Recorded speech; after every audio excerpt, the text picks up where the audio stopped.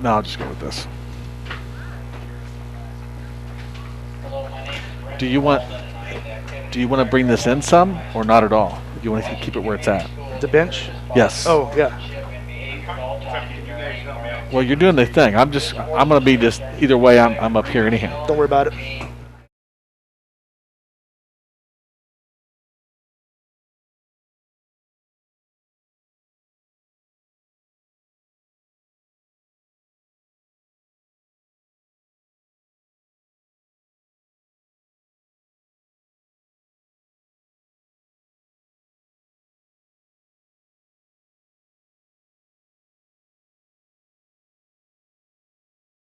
Okay.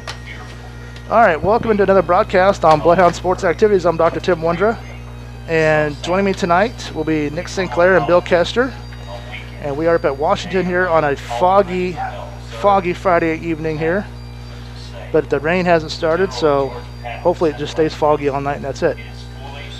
So we'll go now to the Penn City Current pregame show on Bloodhound Sports. Thank you for tuning into the Penn City Current pregame show on Bloodhound Sports. I'm Chuck Vandenberg, and the following is an interview with Fort Madison's head football coach, Derek Doherty. We'll start with a recap of last Friday's game and then preview tonight's matchup. Okay, so we're here with Coach Derek Doherty today. Kind of a wet week. These guys get some good workouts in the rain. Yeah, it seems every year Washington week ends up being cold and wet, rainy. I don't know why, but that's the way it's kind of been in the last several years with them. So, well, let's get right into this. Talk about and I'm going to say this elephant in the room is literally. Trayshawn Willis is a big special athlete. I mean, this kid's 6'5", 230 pounds.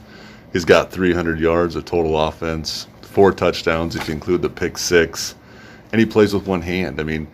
Tell me about that kid and the mentality of an athlete there to be able to do what he does and what you have to do to contain him. Yeah, I mean, you said it special. He's very special. He's talented, no doubt. He works hard. His skills show. I think that he's a competitor. I mean, in our culture here, we talk about being a dog, and he has that dog mentality. And I think that he's had it probably his whole life.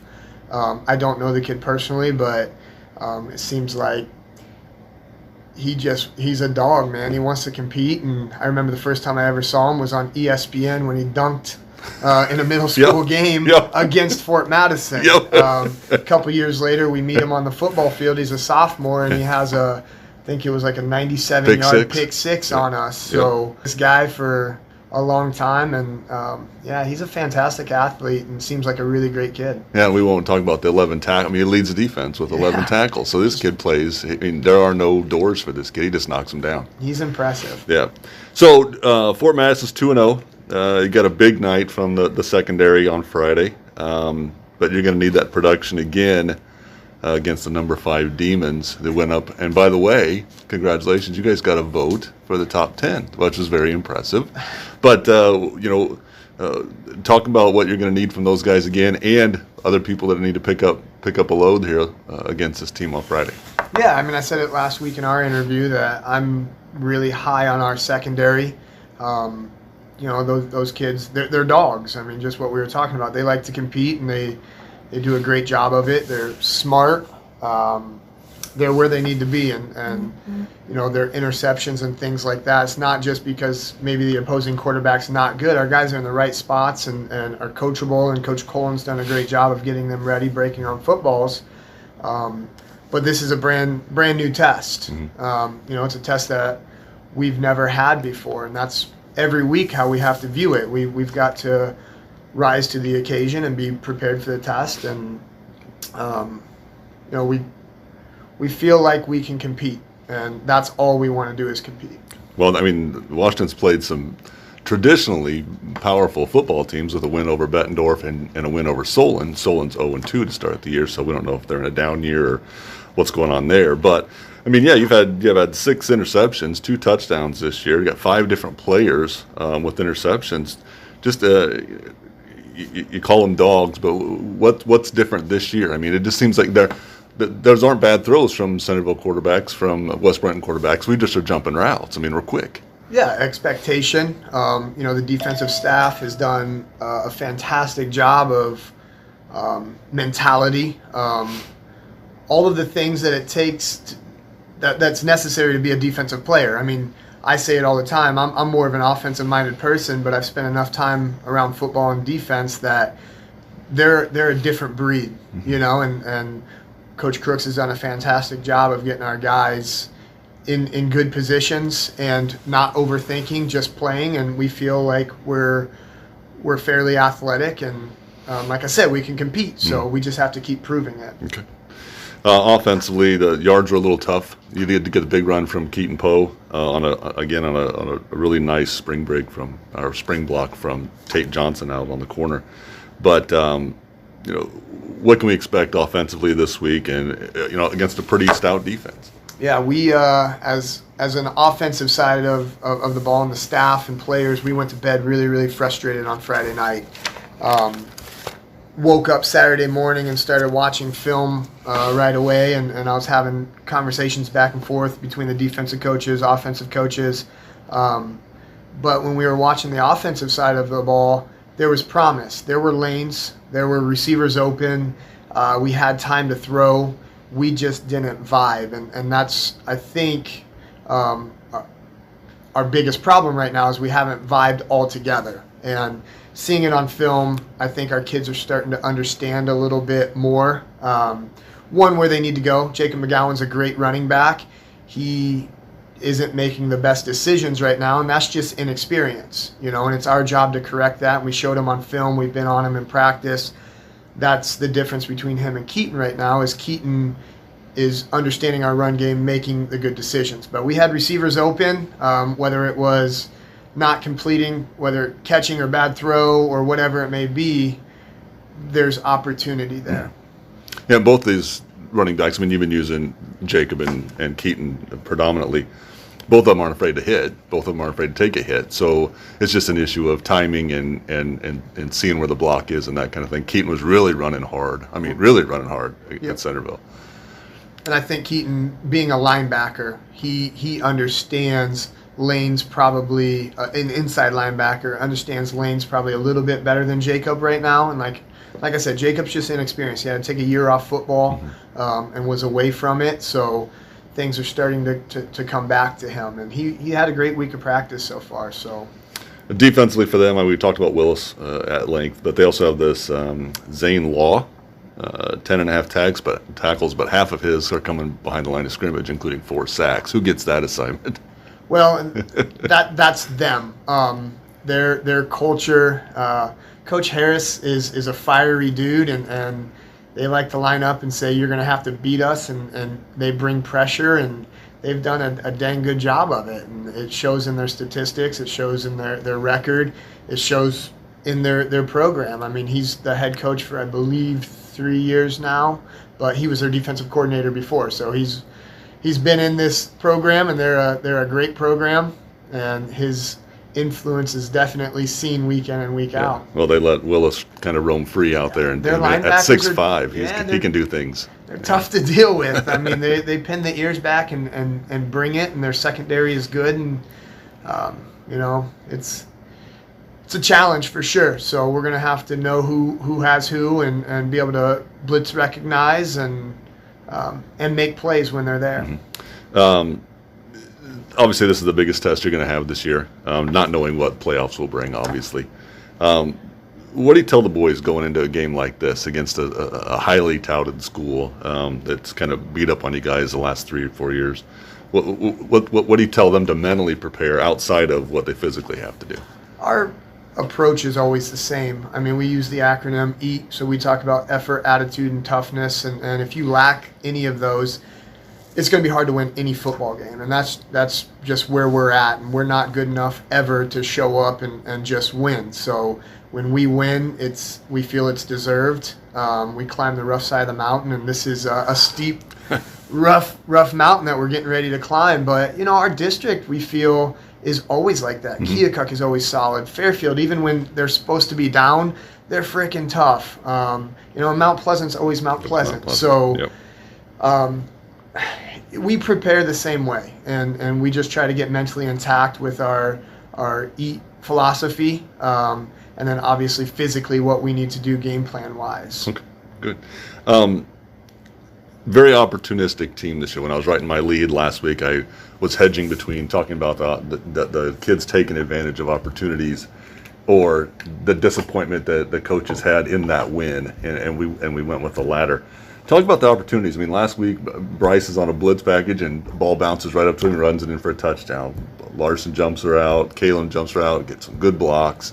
Just taking advantage of things that are presented and not letting those opportunities slip away. Is that something you're seeing more with the kids this year than you have in the past? Yeah, we were talking about it as a coaching staff. It's fun when you see your drills carry over, and we do a lot of get back drills where we want that football, and we feel like we did that last week. That was last week. Now we're gonna have to turn around and do it again this week. But yeah, opportunities are there, and like I said, offensively, when you look at numbers, we haven't gotten going yet, and I know that was a struggle with last year. But it's a work in progress, and our kids are believing in our system, and they're getting more and more familiar with it. And Coach Minky's doing a great job of just moving on and making things make sense a little more each week. And again, seeing it on film and understanding, oh man, the opportunities are there, I think is huge for our kids right now. It's not like we're just getting stuffed in a box and there's nowhere to go. We've got opportunity to go places. Okay. And some of the schools, and we try to stay away from the coronavirus talk as much as we can, but a lot of schools are dealing with a lot of that impact right now, but we're still playing football games. How healthy are your kids with the coronavirus or outside of the coronavirus? I mean, coronavirus-wise, we've been fairly lucky. I hope I didn't jinx myself. Knocking on wood right now. And credit to our kids. And we talk to them a lot about sacrifice, and I sacrifice in my personal life. I'm not doing a lot of the things that I used to enjoy, like jiu-jitsu and going to the gym and training, because I want to give them the opportunity for a football season. And that's not just me, that's my whole coaching staff. And they've bought in. I know that they've avoided going to certain situations just because they want to play football. And we love that, I Sure. mean, as football coaches, we love the fact that they want to play, and that's important to them. But on the injury side, we did lose Gavin Wiseman last week. Is that a bone issue in his foot? Broken ankle. Oh, gosh. Tough kid, man, and I mean, we love that guy. He was doing some great things for us and just getting better every single day at practice, and was a versatile player. We could put him in a lot of different places, and we're really big on him. Thankfully, he's a junior, so we'll get him again next year. But type of kid that he is, he's been in the weight room every morning since. Wow. He was in there doing one-arm cleans off of sitting on a box this morning. I mean, he's a program guy. He's a culture guy. He's bought in and, turning a negative into a positive. So thankfully, as of now, that's our only injury. Okay. But that's where we're at. All right. Well, 7 p.m. Case Field in Washington. It's going to be a hill, but you guys got some quick kids and you got some climbers. So good luck and go Hounds. Thank you. Go Hounds.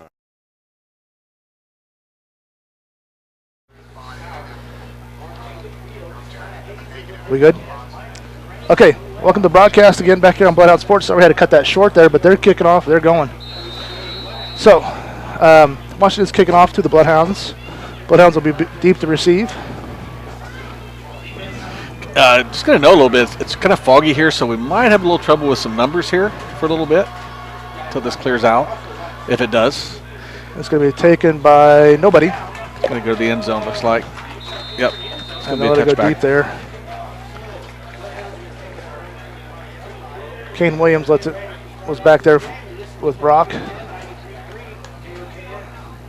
Caleb to get that kicked off there, so it'll be a touchback. So now we come out. Let's see who's going to be.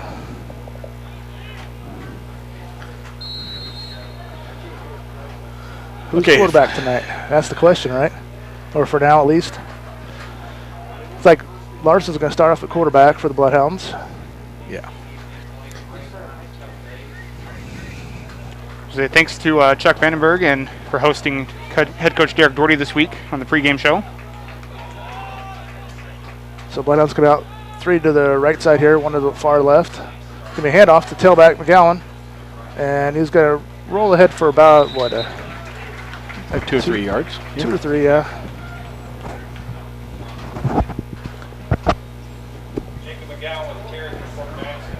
So for the offensive line there, we've got Ethan Deacon on the either offense's right tackle, and then we've got 57, that is Mateo Lozano, center Levi Lowney,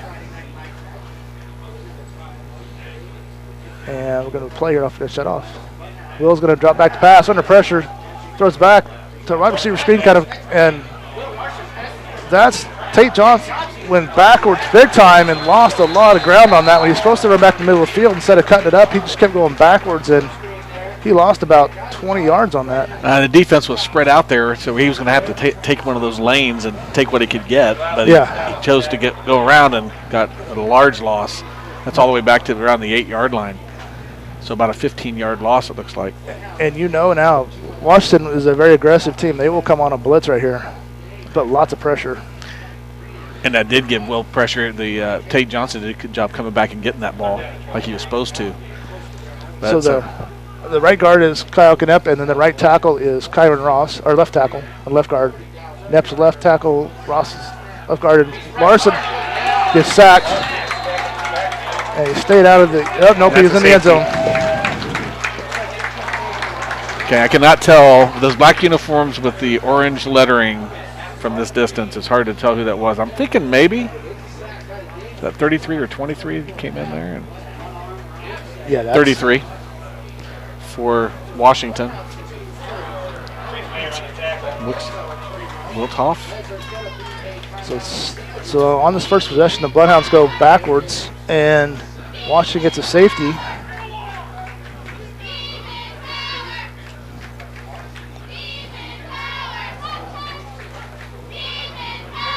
Even zoomed in, I can't really see who it was. Yeah, I think it was 33. He was getting a lot of the accolades there from his teammates. So, yeah, on the camera, it was just a guy with a blurred number.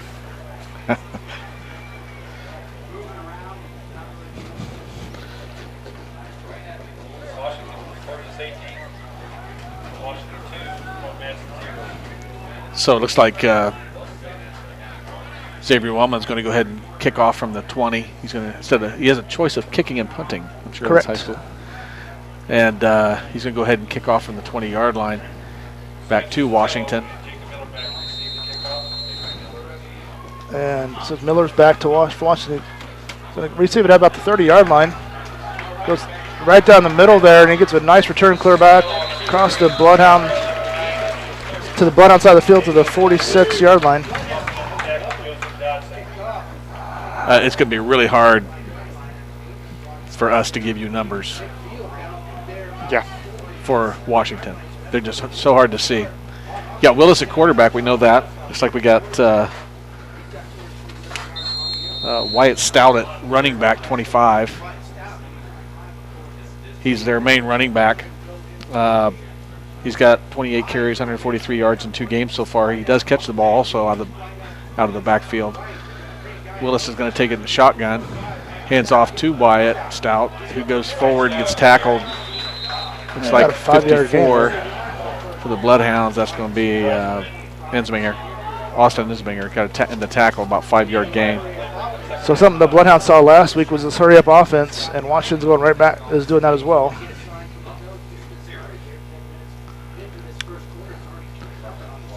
They come out with a similar set to the Bloodhounds do, with 3 receivers on one side, 1 to the other, kind of a spread set. And the tailback's either right next to the quarterback or behind him. Right behind him. Right now he's beside him. Willis under pressure. Good pressure. Good job. Sack. Bloodhounds will get a sack here. It's going to take about 3 or 4 of them. Insminger was in there on that. Insminger had the initial pressure and just stayed right around there with it and kept pestering them. Bryce Britton was in there. Yep, Bryce Britton was in there. That's good pressure. It's good. Good coverage in the secondary also. They had to use their running back for protection, so that's a minus of about 2 yards. So I'll bring up a 3rd and 8 now for Washington. There are play clocks here. We're going to keep an eye on that. Now that we haven't, we've seen them 3 straight weeks now, which is convenient. Yeah. Looking to throw a pass. Again, under pressure. He's going to step throw deep. Left side. And complete. Defended there by number 22, Jacob McGowan, with a great defense to knock it away. And that'll bring up a 4th down. And Levi Lowney got some pressure in that backfield initially on Willis. Willis just kind of sidestepped him with that wet turf, kind of hard to cut. But still, let that take that. Whenever you do that, then they have to take their eyes off the field and they come back up, so that helps the defense. So we're setting up here. Washington's setting up to punt. Ball's on the 45 of Fort Madison. It's Brock back there to return. And that's a bad kick. It's going to be for about 10 yards or so. So it's going to be down at the 36. Just about the first down yard line. So the good defensive series for the Bloodhounds. And the offense can feed off that a little bit. So we get ready to flip things around here a little bit. And we were told they're going to have fewer COVID breaks here as the game rolls on. Last week there was less, and I think this week's going to be even less of them.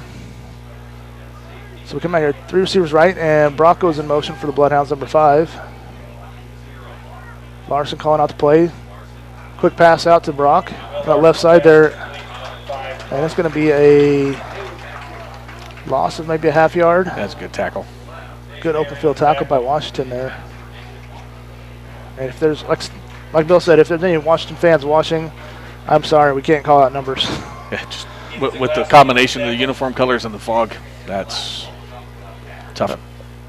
Yeah. The black on the dark gray, I know they're outlined in orange, but when you get more than 5 yards away from them, you can't see it.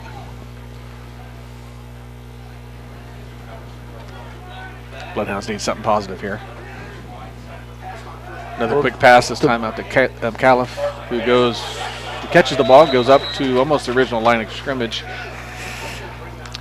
I'll give Washington credit. When we go to passer, it looks like it's going to be wide open for a nice 5-6 yard gain, and they close quickly and under control and make the tackle. And a lot of times it's just the first initial tackle just bringing everybody down. It's kind of looked like there's more than 11 guys out there. Yeah. Type of thing. Yeah. So I'm watching it here on the replay, and yeah, this came from 3 sides on that tackle. But they kind of got an idea what we do also, so they're looking for certain things. 3rd down and just over 10. Bunch formation to the right side of the field. McGowan goes out wide to the left there, and Larson's under pressure. He's going to throw it out there last second to McGowan. On the left side there, McGowan's going to try to break a tackle, and he's going to get that on the sideline there, and he'll be close to a 1st down. Depends on where they mark him out at. Yeah, they're going to mark him short.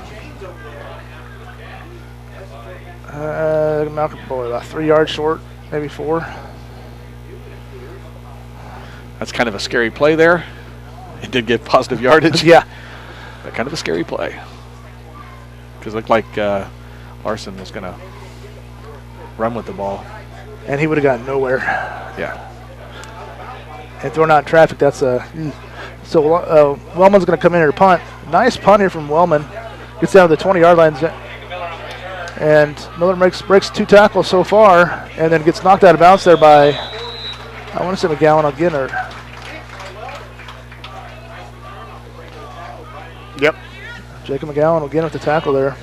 You know, we didn't get any 1st downs on that, but we had positive play. So we can kind of feed off of that, kind of get our feet, get ourselves settled down a little bit. So Washington's going to start off in good field position at the their own 42. And not as good as last time, though. And this is right where we can see it, so nice and clear for us. Again, they got 3 receivers to the left there, one to the right. Tailback is behind the quarterback right now. Willis. He's going to hand off to the tailback, and he's going to get hit by Britton, and he's going to roll ahead for about 3 more yards.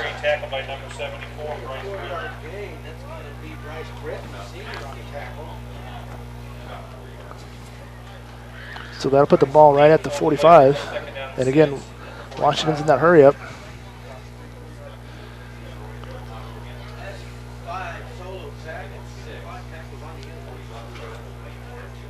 Willis hands it off. Fumble. It's fumbled Ball's on the down. ground there. It's still loose. It's still rolling around there. Oh, man. Wide receiver came in and got it. That ball's pretty slick, guys. Yes, it is. It's really wet out there. I think about 4 guys had a chance at that. And that looked like an RPO that he kind of pulled back out of there, and that's when the running back lost it. Number 8 with the recovery. So they're quickly up to the line, as they usually are. That brings up a 3rd and 8 here. Well, maybe that'll get in Wyatt Stout's head a little Yep, bit. from the running back's head there a little bit, and Willis as well. Stout goes in motion there. Willis looking back to pass for Washington. Again under That's pressure. that's a hold. And the Bloodhounds are going to get him. 3 Bloodhounds get in there. It's out. Bloodhound, they're going to call it dead. Yeah, they called it dead before. I heard the whistle there. 74, 55, and 3. Well, I tell you what, our defense has been excellent. So that'd be Bryce Britton, Levi Lowney, and Tanner Settles all in there putting the pressure on that. And we really did. I mean, just basically those 3 guys were rushing there. They brought 1 linebacker, and that was Lowney. But he came late, and everybody was at the quarterback. Tim. Settles, yeah, they all met there too. We've got 4th and 15. And the snap, and it's going to be a line drive punt this time. Caleb's going to let it bounce right past him there. And that's going to roll down to the 24-yard line. So that took about another 10, 12 yards after the bounce. How much they lose on that sack? You guys get that? 4th and 15? I believe it was 3rd and 7 or 3rd and 8. It was 3rd and 8. It's about 7 yards. Yep. Okay. Thank you. All right. Good defensive series again by the Bloodhounds. I think the defensive secondaries, Willis doesn't have any place to go. Yes, we're doing a great job on our coverage back on the backside there. And I think that's a strength that the coach talked about a little bit was our defensive secondary. We're at the 5-minute mark of the first quarter, and I think this is kind of our pause for the first quarter, about halfway through. Yes. I should have had Nick go to commercial. Still can. And they're coming back out. Maybe. Who knows? 2 sacks already for the Bloodhounds tonight on Willis, and he's had time to throw. But, I mean, the pressure's good.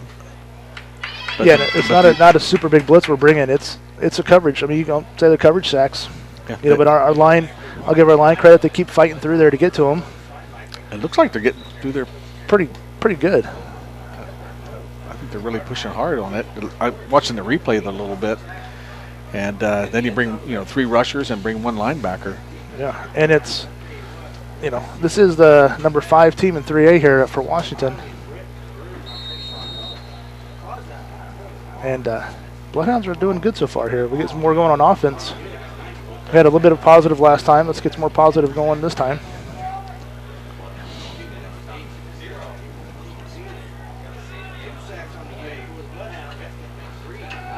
Larson under pressure is going to throw a screen to McLaurin, and he's going to get hit behind the line of scrimmage and dropped for a loss.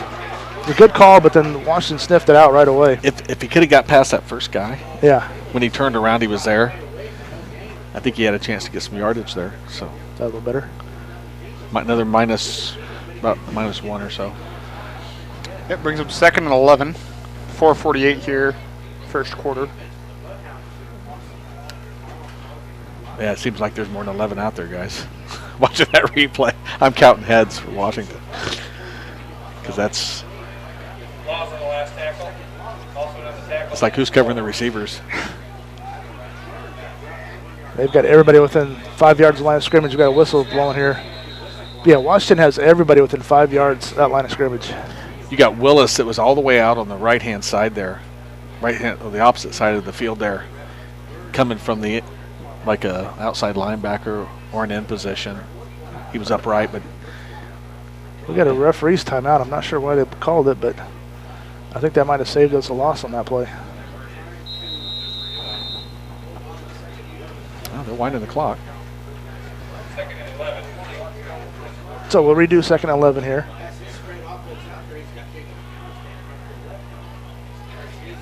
Larson, throw a quick pass into traffic, and got knocked away there. We had 1 Bloodhound and 3 Demons right around it there.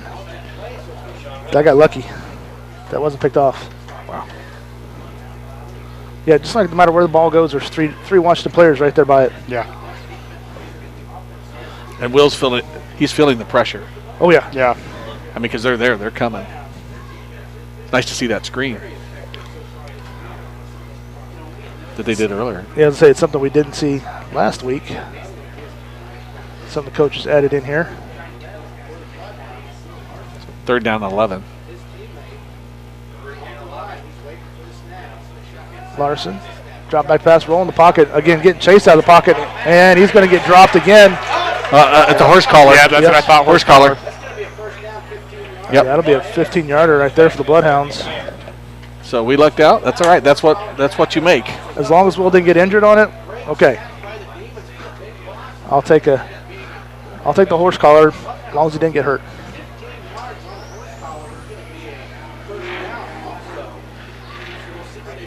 Is that going to be a spot foul and they're going to give him a first down? It's an automatic first down, isn't it? Yeah, I believe it is High automatic. school rules are. NFL, I know it's automatic, but Looks like they're going to start from the line of scrimmage. I would think so. They're walking it from there. Okay.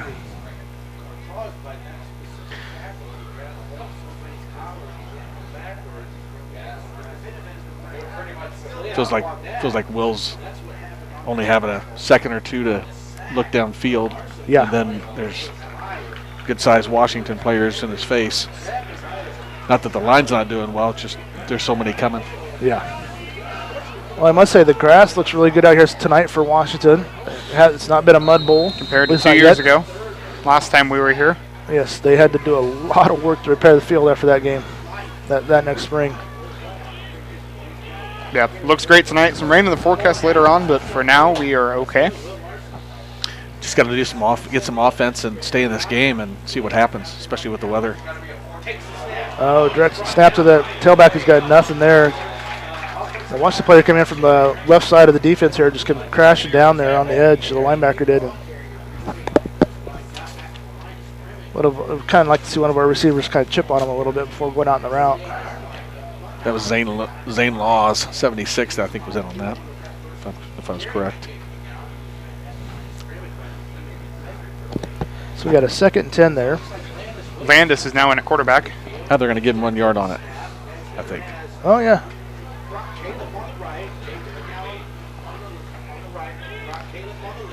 Kind of. Brock's got nowhere to go, and he's going to get handed backwards. There was an RPO there, and Landis had nowhere to go with it and handed it to Brock, and Brock had nowhere to go. That was just right there in the middle. We lost about 4 yards on that one. So we're talking, looks like about a 5-yard loss. Yep. Our whole line's got drove backwards on that one. 3rd and 14 on the 34.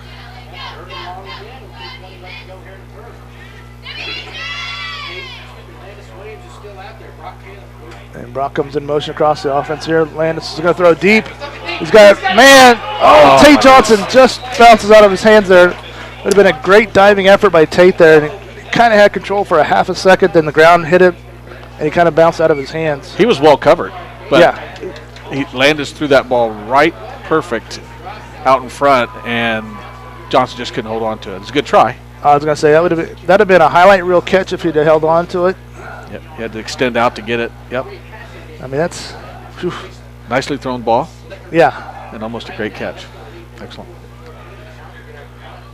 And Xander Wellman comes in with a nice booming punt here. He's going to drive the Washington receiver back to the 16-yard line. And they're going to flag on the play. And he gets brought down right there by 54 for the Bloodhounds, Angsmeyer. Austin Angsmeyer makes a nice open field tackle there in it. So let's see. The flag is sitting at the 39-yard line. Insminger. Okay, that one too. Sorry. That's all. I think I did that in week 1 with his name. That's kind of how I remember it. Anyway, so that's going to back And Washington up. Yeah, it's We'll on take Washington. Did you see what it was, Nick? They haven't called it yet. Okay. Oh, Unless someone else called it in the white hat. Nick's got it zoomed in on. The White Hat never did make it. Okay. Must have said it and we didn't hear it. 10 yards. Anyway, backed them up. So the ball is going to be on the Washington 28-yard line. Oh, now he's calling it, now that I'm zoomed out.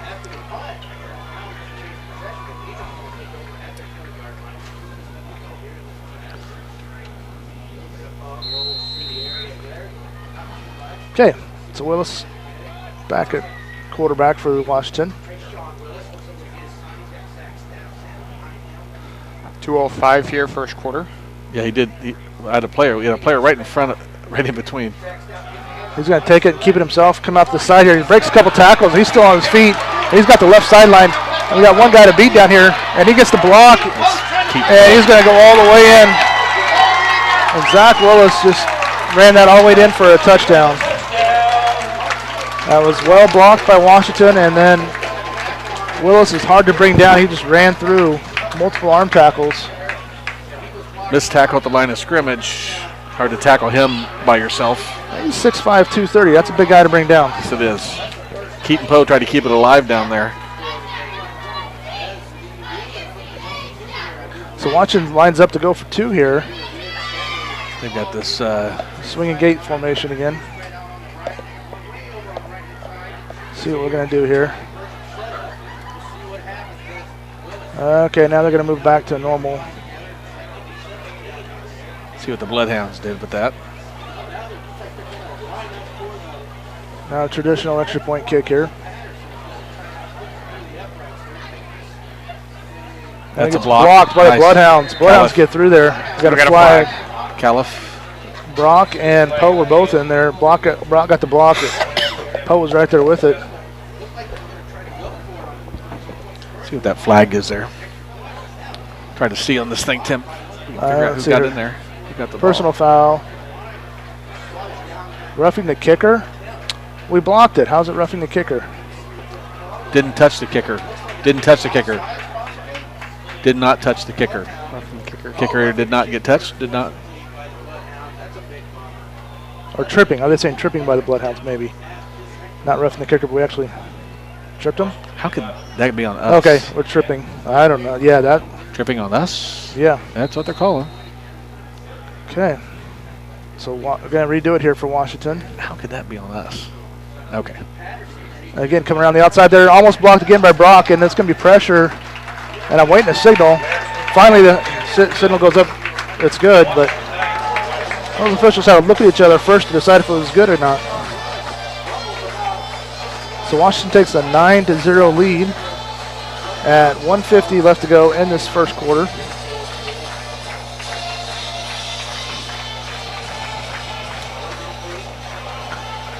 On the Willis long jaunt down the sideline there. 72-yard run, is that what you got 72. there? Yes. Ugh. It was a nice little hole that was open, you know, off tackle. Right. And If we the had guy one wasn't one 6'5", linebacker that 230.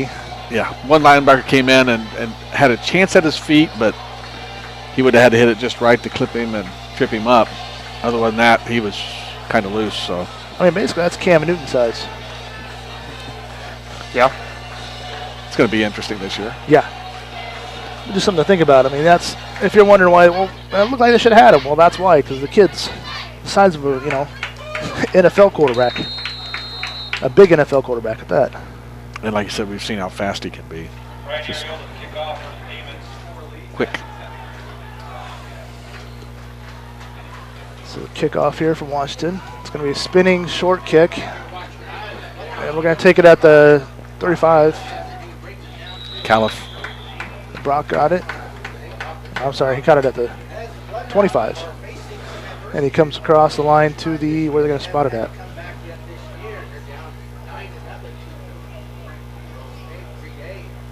It's like about the 30-yard line. Okay. Follow that yard marker down there. About 30, you said? That's Yep. right. That's what they got? Okay. Starting their own 30.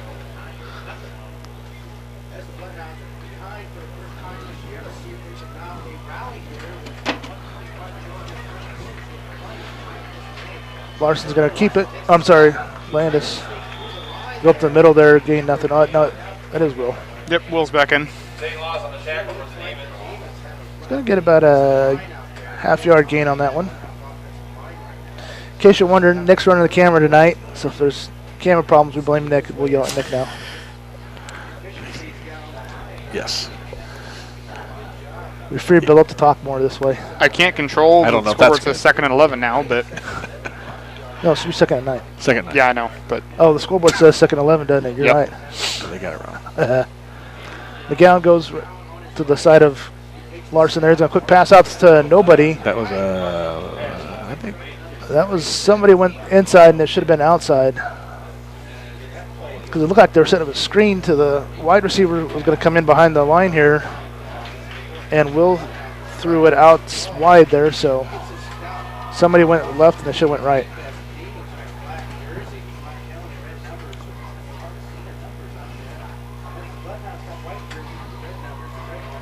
Or Washington got up there and jammed our receiver and didn't let him roll out there. It was a timing play.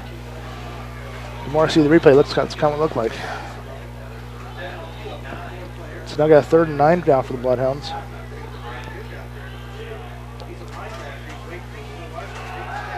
Will's going to throw a pass left side there, again, just out of the reach of Johnson. It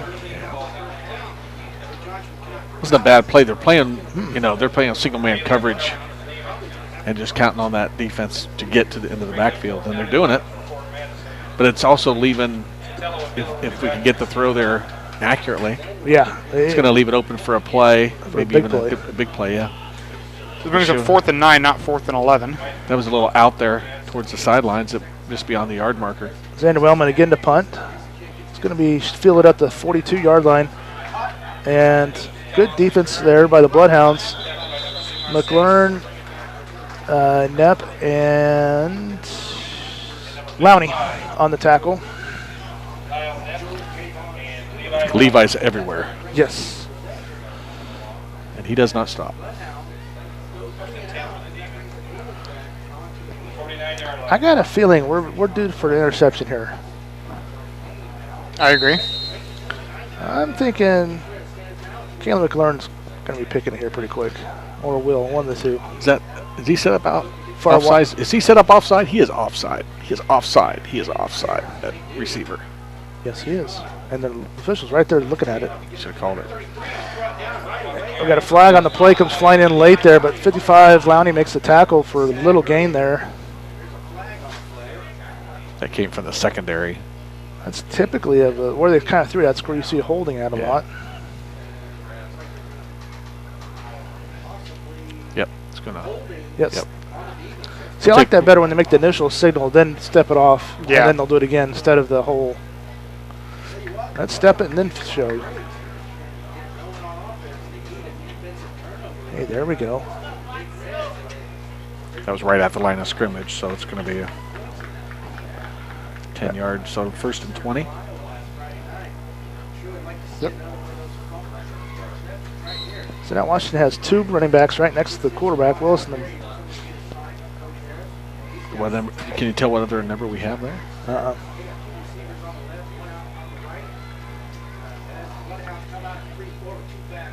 Now the one That's goes a in big motion. kid, 33.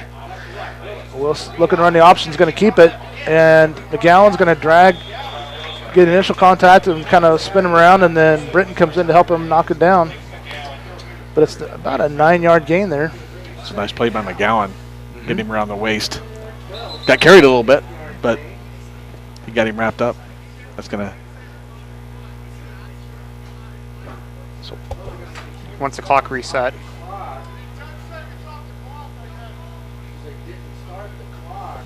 So 10 seconds have to be run off the clock because it wasn't started.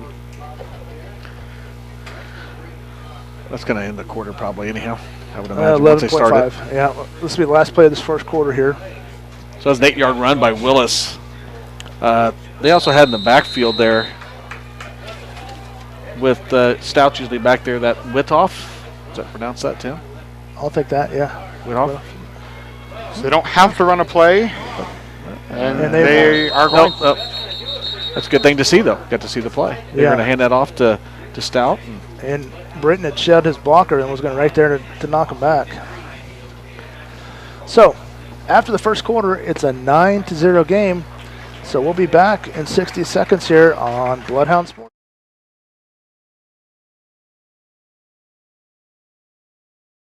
Become a member of the Bloodhound Booster Club today. There are a variety of support levels you can choose. Based on the amount of your donation, you can become anywhere from a sports fan to a top dog.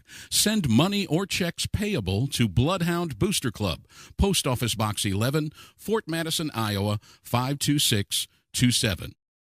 Midwest One wants to be on your team. They can help you with important financial decisions so you don't have to do it alone. Visit the Fort Madison office today at 926 Avenue G. Give them a call at 319-372-3991 or visit their website at midwestone.bank. Midwest One is simply better banking. Member FDIC.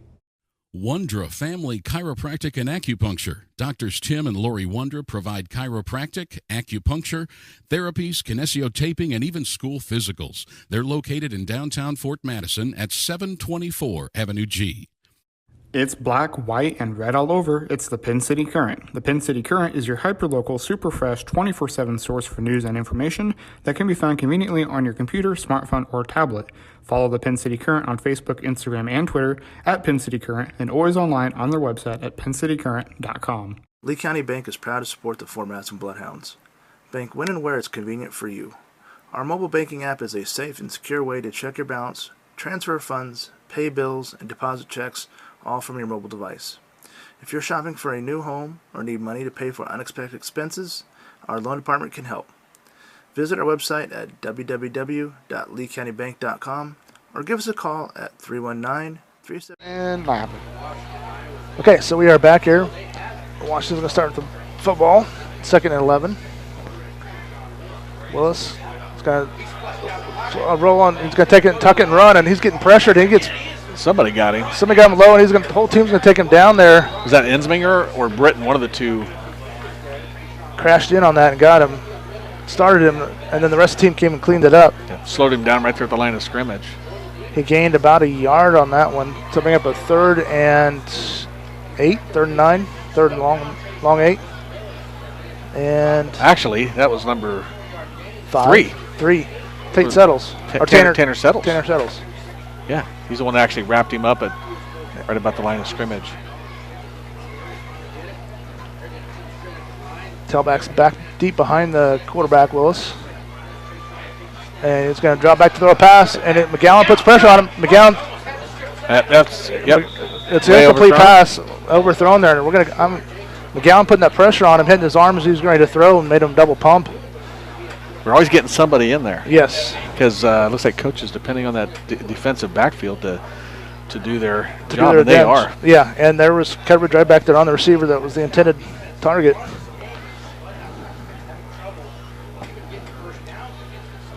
So they're in punt formation.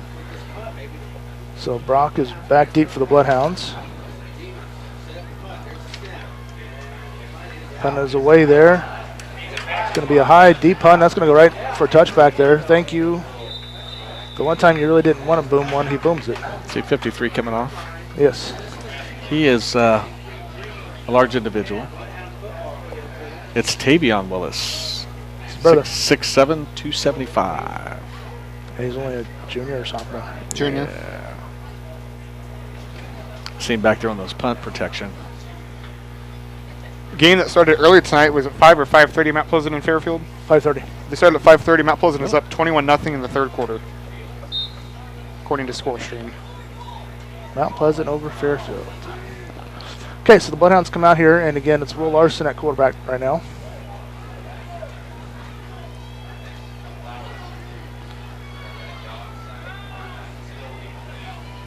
Will's going to drop back, throw a pass. Under pressure, is going to roll to the right. He's going to throw it downfield. It's going to be caught by Cole Thornton, I do believe. I believe it is. 80? Yep. It's going to be, depending on the spot here, they are not quick with those spot markers. What? They called it incomplete. What? Did he not get the foot down? Must have been, yeah, must not have been able to toe tap it. Okay.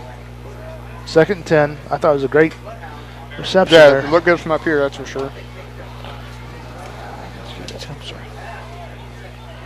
So it's 2nd and 10. Ball's on the Bloodhound 20-yard line here. Kind of needed that. Yeah, we did. Will, it's going to hand off to Jacob Gowan. He's going to roll ahead for a nice little gain there, about 3 to 4 yards.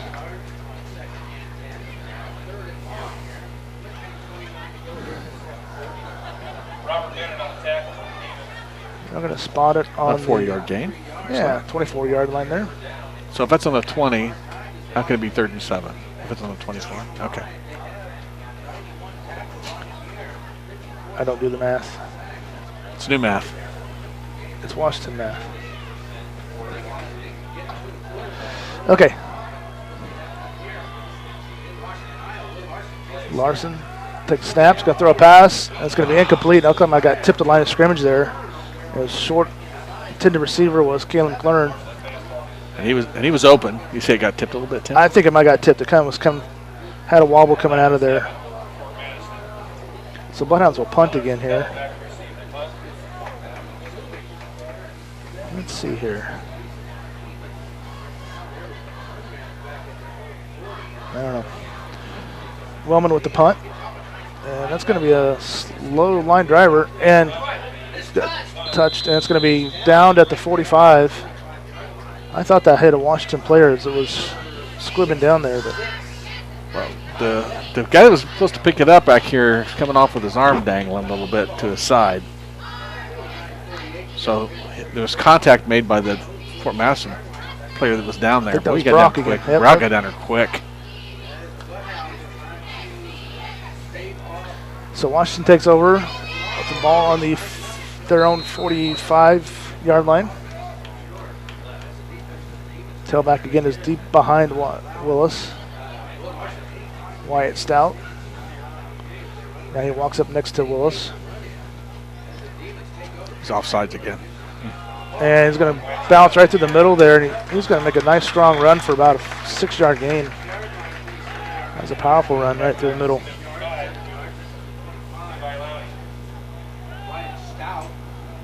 And they're going to go hurry up offense. They're going to hand off again to the tailback. Stout's going to get the first down by about a half a yard.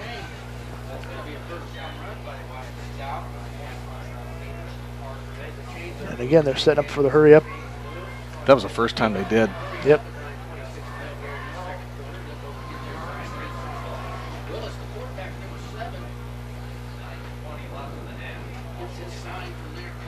And you got multiple signs coming in. It's almost like they're calling 2 at once here. Stout goes in motion, and Willis looks to run, and Britton puts pressure on him. He gets away from him, and again breaks a couple more tackles. Well, he's just so elusive, Tim.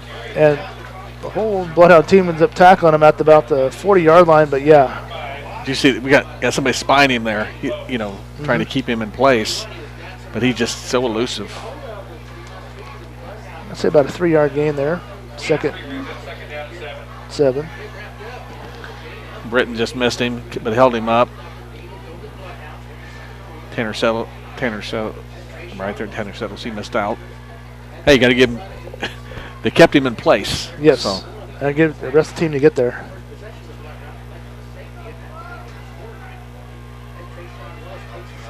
It's going to be a snap. Looking to pass. Throws across the middle there. It's going to be knocked away. Nice. Great defense there Nice. by Brock Califf again.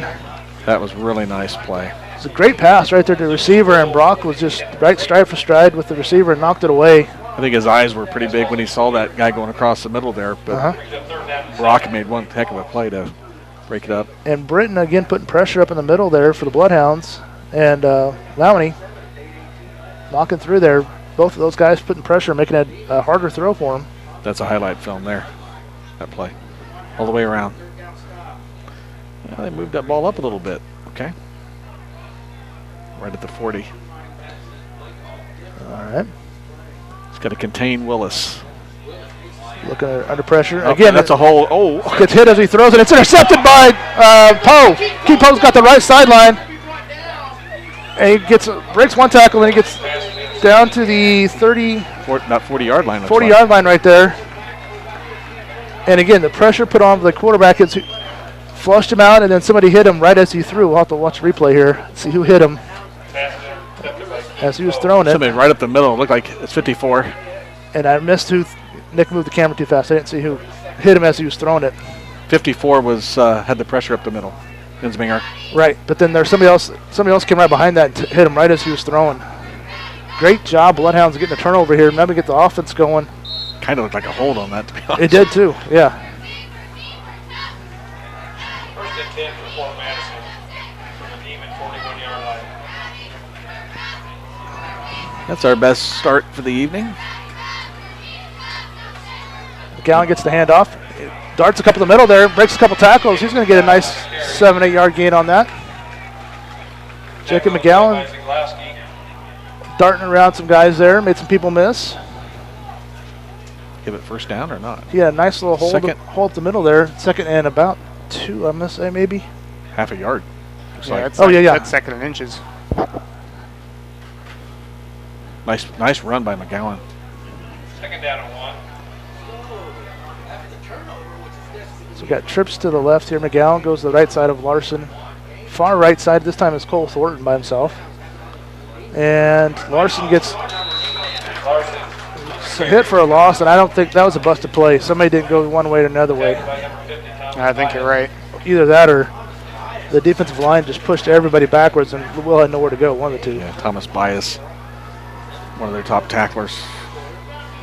So that's about a 3-yard loss on that play. So bring up a 3rd and 4 here. I would think we'd have to be about 4-down territory here. It's going to be a little too far for a field goal if we don't make it, and a punt here is just kind of a waste. But let's make the first down and not worry about it, right? Yep. Sounds good to me. Larson under pressure, throws across the middle there. It's going to be Tate incomplete. Tate had it. No, Cole Thornton had it for half a step. It looked like the defender might have hit him right on the ball. Yeah, right. Hit the hand to hit the ball just as Cole was bringing it in. Now, that series of downs, does it seem like they're spread out? The defense is spread out a little bit more? Yes. Got some hands on their hips. Yeah, they're looking a little tired out there. Washington does. I think Thornton was watching the replay. I think he was thinking where he's going to run before he secured it. I mean, it was just a smidge low, but yeah, that definitely a catchable spot there. But that's only Cole's second Yeah, they got to call attempt. timeout. They got to call timeout. Yeah, play clock was down to 3. That was Cole's only second time getting his hands on the ball this season so far, I think. They were looking to go for it there on 4th before the timeout. And I still would. Yeah. Well, the last few plays look really good. I mean, not take away from when Larson got the loss, but the run by McGowan and then that pass to Thornton, he was open. Right. So, and we've had a few of them that have been open lately. Yeah, we're starting to get open a little bit. And I think that the line is holding up those, Enough to Washington off for the most part. Yeah. And Washington's got a very good defensive line as well. Good size. Quick. And Todd and Dana Patterson family. Yeah, Washington came in. They beat was it Bettendorf to start the season, who's a 4A powerhouse in football, and then beat Solon last week. At Solon. Solon's a traditional powerhouse in football. But Bettendorf coming in here, that was kind of a trap game for Bettendorf, coming off the playoffs last year to come into Case Field here where the Demons always play tough. Aim high and bank strong with CBI Bank and Trust. Okay, that's being pretty close at the end there, didn't it? Yes. All right, so the Bloodhounds come out here. We've got Tate Johnson wide to the left here, along with Caleb McLaurin and Brock Califf. On the right side's Cole Thornton. McGowan's right next to Larson there. High snap. Will brings it down. He's going to throw across the middle there. Thornton had double coverage there and had no chance to catch that. That linebacker kind of stepped back into the throwing lane. It was the same play we just ran, it looked like.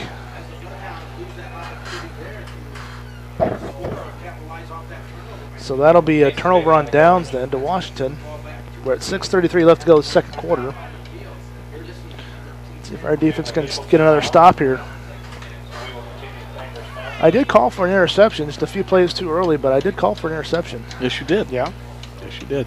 So we're at that midway point of the and I called quarter. For McLaurin, it was Poe, but you know, I still think McLaurin's going to get one here. between chiropractic and TLC. We've got yeah, we'll go to commercial since they're doing the COVID timeout here. 3 for more details. Equal housing lender, member FDIC.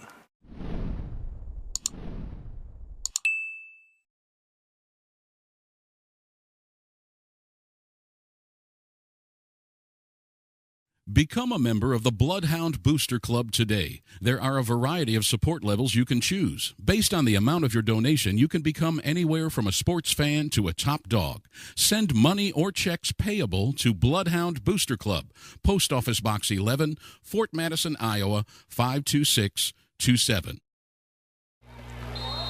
Okay, so we are back here. It's 1st and 10 for Washington. We're going to run the option here. And the pitch is it late, and McLaurin's going to get in there for the tackle along with Johnson, and it's going to be a small gain on that. If he gives up the ball, that's a win. Yes. If Willis gives up the ball, that's good. And So a good job by Tate and Caleb McLaurin. And it does it all the time. I just had it covered there. About 4 yards, it looks like. Yeah, we're good. So I'm going to say about a 3-yard gain on that one. Willis is going to hand off again. The tailback goes Stout, goes up to the middle there. And he's driving a couple bloodhounds with him before they get him down. Just short of the first down marker. And depends on the spot. They might give it to him. Tim, you're right, they might. Bad pass from bad pass from the outside official there. Made the inside official go to hunt that ball down. I thought that ball was, I didn't think he made the line to gain. Nope, he didn't. 3rd and, yeah, less than a width of a football here.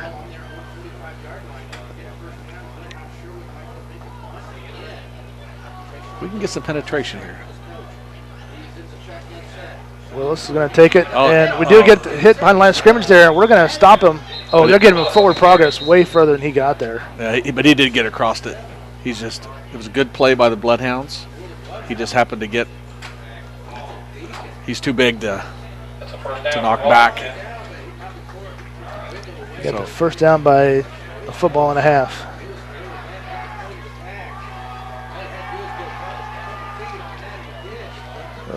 McGowan settles. 5-minute mark here. Lowney in there. First half. Insbinger.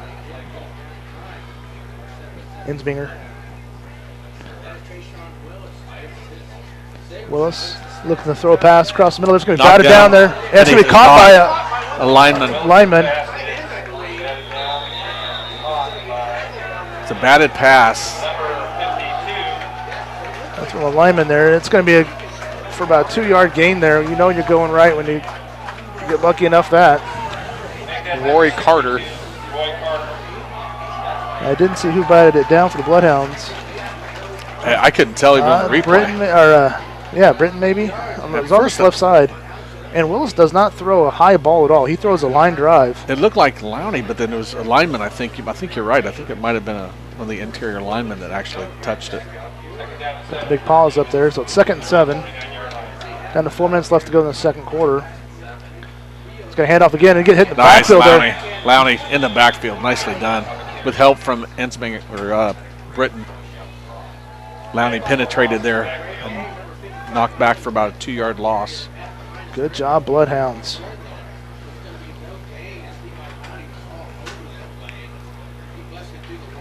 Levi is just having a heck of a year here. Yes, he is. Absolutely. And Insminger as well. Playing both ways.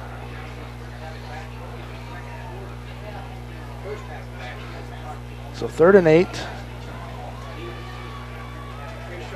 He's going to roll the pocket under pressure. He's going to throw it back here, and he's going to get hit. Incomplete pass there. And even if they had caught it, been right there with McGowan, had read the screen perfectly, was slipped back there, was going to tackle the running back for a loss. Good job staying home by the Bloodhounds. That was a good. That's going to cause them to have to punt. That's great. They had again pressure on Willis and on the receiver on that one. Got to watch out for Washington here. You don't want to make a mistake on a wet night, but it was McGowan that wrapped up that. A high snap here would not be bad. Oh, good snap. Punt's going to get away. And Brock's going to field it at about the 10-yard line. He's going to go up the right side there and gets up to 25. I guess I'm in the 15. I'm looking at an angle here trying to guess sidelines, and they're not marked very well here. Okay, I'm going to say this. 3 minutes to go here in the first half. If we'd have said we kept them to 9 points in the first half, it's not there yet, we'd be very happy with that.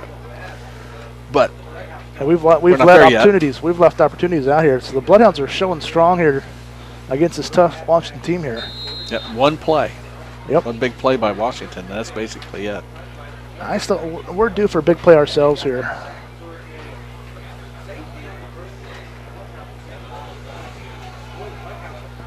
Kind of had a hard time getting it to some of our speed guys. Kind of taking that away from us. He's going to throw a screen back there to McGowan. And he's going to break a couple tackles, and he's going to get close to a first down. And they're going to stop him before he fell across the line to gain. They're going to spot it at the 34-yard line. So a gain of about 9 there. Yep, 2nd and 1. Nice little screenplay for the Bloodhounds there. McGowan's been pretty elusive and hard to bring down. They're doing a good job with that. Showing the strength there, too, for not the biggest guy in the world. Showing some toughness running in the middle there. I think that's kind of what they were looking for a little bit when the season started. And today he's showing it. I think he's doing well.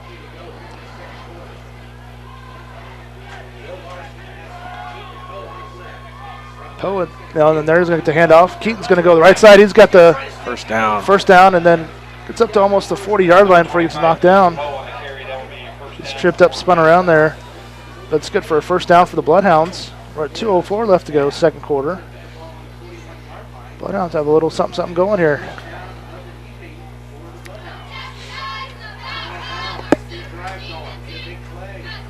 You got it. Are they going to run that clock at all? They got a first down. See, there's now. See, the clock wasn't moving.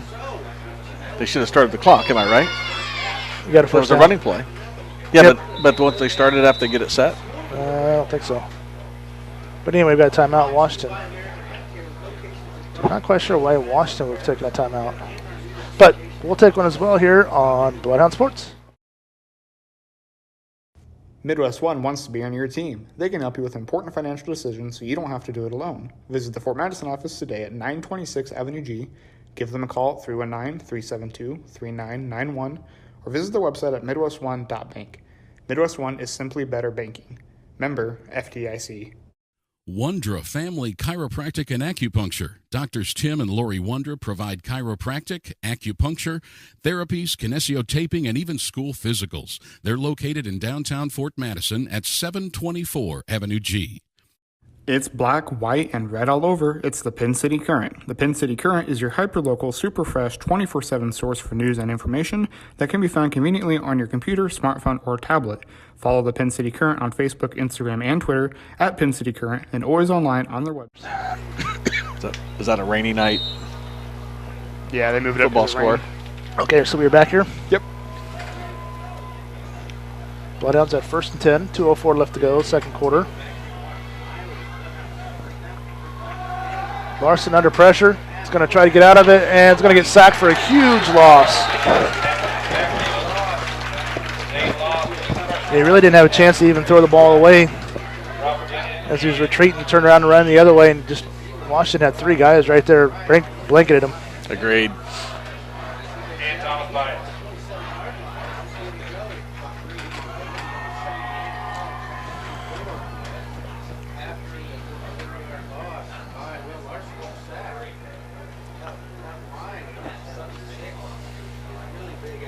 Loss of 14 on the play, brings up second down to 24 on the Fort Madison 27-yard line. Okay. So 2nd and 24 now. Quick pass out the flat there to Thornton. Thornton's going to try to, not going to be able to break a tackle from Washington. So it'll be a little to no gain on that play. White's down also in the vicinity. So the ball is back to the 27-yard line here. It's 3rd and 24. down at And we're down to 53 seconds left to go in the quarter. I think the Bloodhounds might try to milk this out a little bit here. That was Thornton's second reception of the year.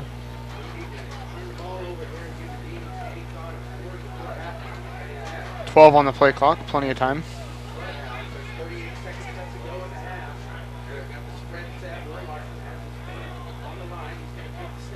Will's going to take a snap, go to the right there, and he's going to get nothing. He's going to get hit for a loss. So we're down to 20 seconds. It's 4th and 24. Coach doesn't. He's gonna going to call get a timeout. I was going to Yep. say, I think Washington, I thought they might call timeout. You might as well see if a bad snap on a punt or Yep. something. Yeah. 18 seconds left. You never know what will happen.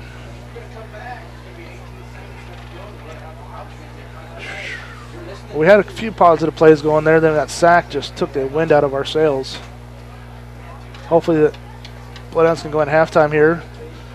Focus on the good stuff we've been doing there and build on that and get some momentum going in the offense here on the second half.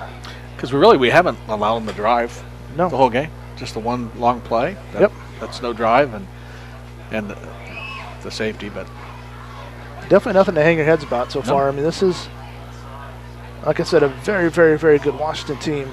and you flip that a little bit. If you're Washington, you're saying, hey, we're getting played basically even. Yeah. Our defense is playing well. If you're Washington, you're saying Yeah. that, but we're not getting anything on offense.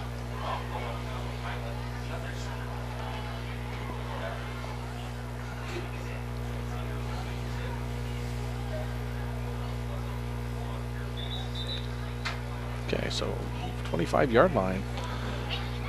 So Wellman's in to punt here. 20 seconds left to go. They put on the clock now. It shows it on the 20. We look at it and see it's on the 25. Scoreboard says 27-yard line. Doesn't matter.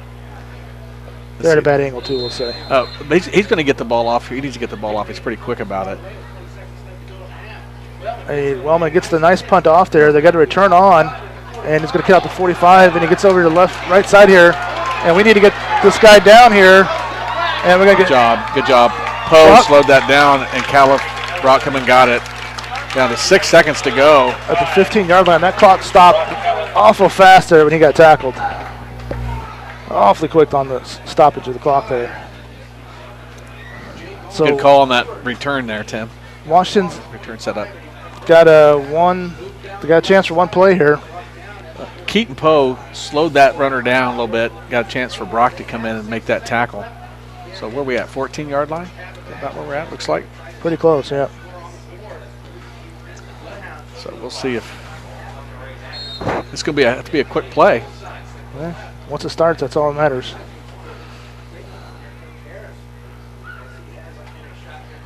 It might just be 2 plays. One play. Got trips to the left there. You got running backs wide to the left as well there of the quarterback. One to the right side here. That's what I kind of keep an eye on here. It contained Willis is going to Willis. roll the pocket. He's going to throw across the middle there. It's going to be caught. Caught for a touchdown. Inside slant there by the slot back, I think. Threw back across his body and right on target.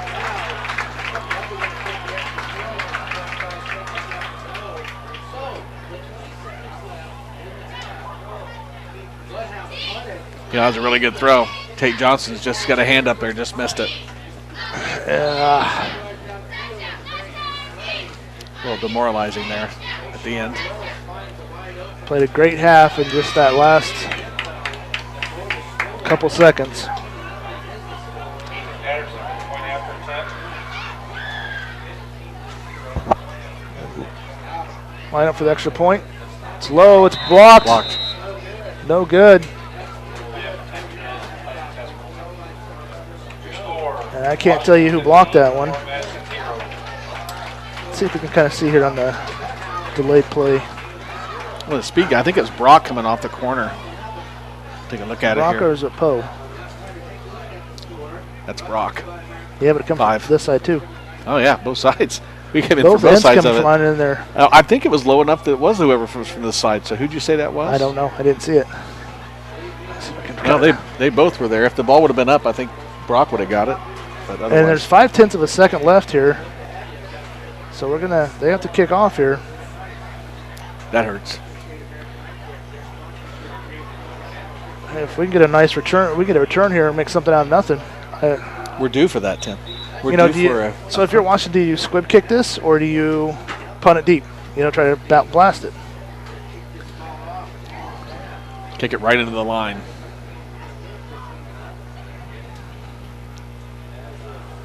I think Coach knows that you don't want to have one of the speed guys get the ball, especially like Brock back here or Landis.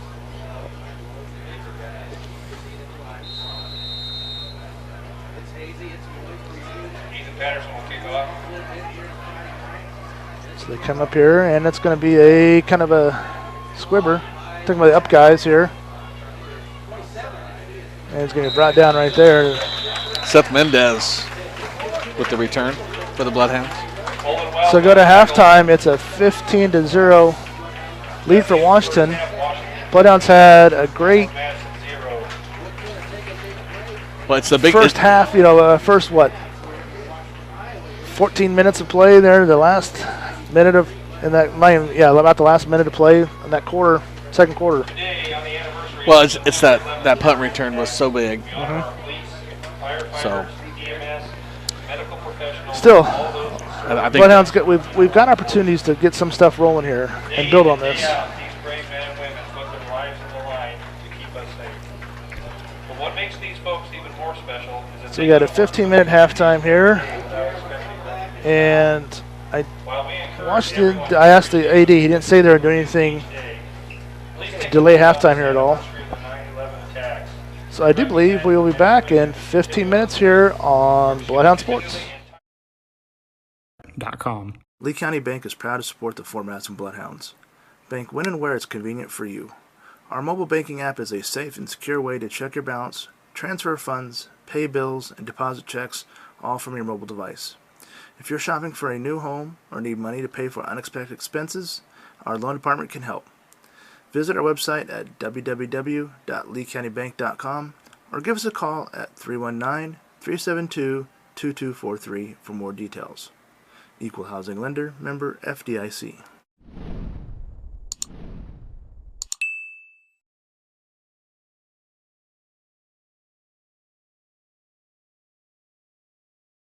Become a member of the Bloodhound Booster Club today. There are a variety of support levels you can choose. Based on the amount of your donation, you can become anywhere from a sports fan to a top dog. Send money or checks payable to Bloodhound Booster Club, Post Office Box 11, Fort Madison, Iowa, 52627. Midwest One wants to be on your team. They can help you with important financial decisions so you don't have to do it alone. Visit the Fort Madison office today at 926 Avenue G. Give them a call at 319-372-3991 or visit their website at midwestone.bank. Midwest One is simply better banking. Member FDIC. Wondra Family Chiropractic and Acupuncture. Doctors Tim and Lori Wondra provide chiropractic, acupuncture, therapies, kinesiotaping, and even school physicals. They're located in downtown Fort Madison at 724 Avenue G. It's black, white, and red all over. It's the Pin City Current. The Pin City Current is your hyperlocal, super fresh, 24/7 source for news and information that can be found conveniently on your computer, smartphone, or tablet. Follow the Pin City Current on Facebook, Instagram, and Twitter at Pin City Current, and always online on their website at pincitycurrent.com. Lee County Bank is proud to support the Fort Madison Bloodhounds. Bank when and where it's convenient for you. Our mobile banking app is a safe and secure way to check your balance, transfer funds, pay bills, and deposit checks, all from your mobile device. If you're shopping for a new home or need money to pay for unexpected expenses, our loan department can help. Visit our website at www.leecountybank.com or give us a call at 319-372-2243 for more details. Equal Housing Lender, member FDIC.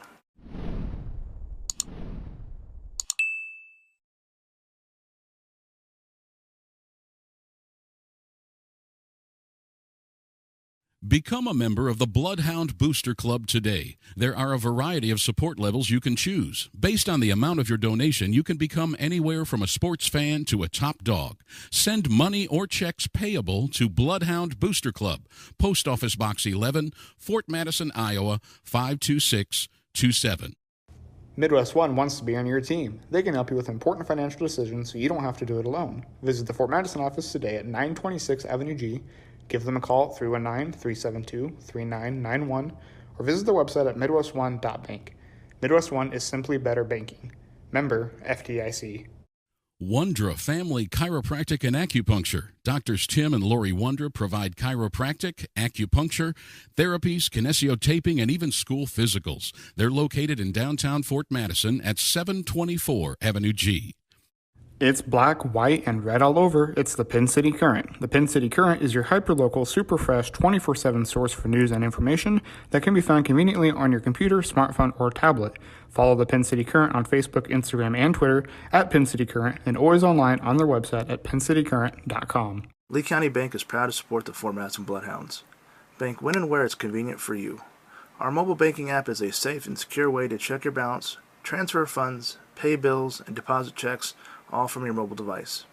If you're shopping for a new home or need money to pay for unexpected expenses, our loan department can help. Visit our website at www.leecountybank.com or give us a call at 319-372-2243 for more details. Equal Housing Lender, member FDIC.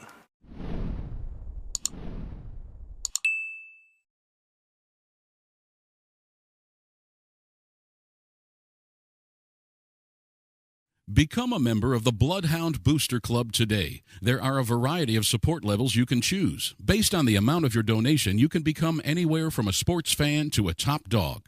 Send money or checks payable to Bloodhound Booster Club, Post Office Box 11, Fort Madison, Iowa 52627. Midwest One wants to be on your team. They can help you with important financial decisions so you don't have to do it alone. Visit the Fort Madison office today at 926 Avenue G. Give them a call at 319-372-3991 or visit their website at midwestone.bank. Midwest One is simply better banking. Member FDIC. Wondra Family Chiropractic and Acupuncture. Doctors Tim and Lori Wondra provide chiropractic, acupuncture, therapies, kinesiotaping, and even school physicals. They're located in downtown Fort Madison at 724 Avenue G. It's black, white, and red all over. It's the Pin City Current. The Pin City Current is your hyperlocal, super fresh, 24/7 source for news and information that can be found conveniently on your computer, smartphone, or tablet. Follow the Pin City Current on Facebook, Instagram, and Twitter at Pin City Current, and always online on their website at pincitycurrent.com. Lee County Bank is proud to support the Fort Madison Bloodhounds. Bank when and where it's convenient for you. Our mobile banking app is a safe and secure way to check your balance, transfer funds, pay bills, and deposit checks, all from your mobile device. If you're shopping for a new home or need money to pay for unexpected expenses, our loan department can help. Visit our website at www.leecountybank.com or give us a call at 319-372-2243 for more details. Equal Housing Lender, member FDIC.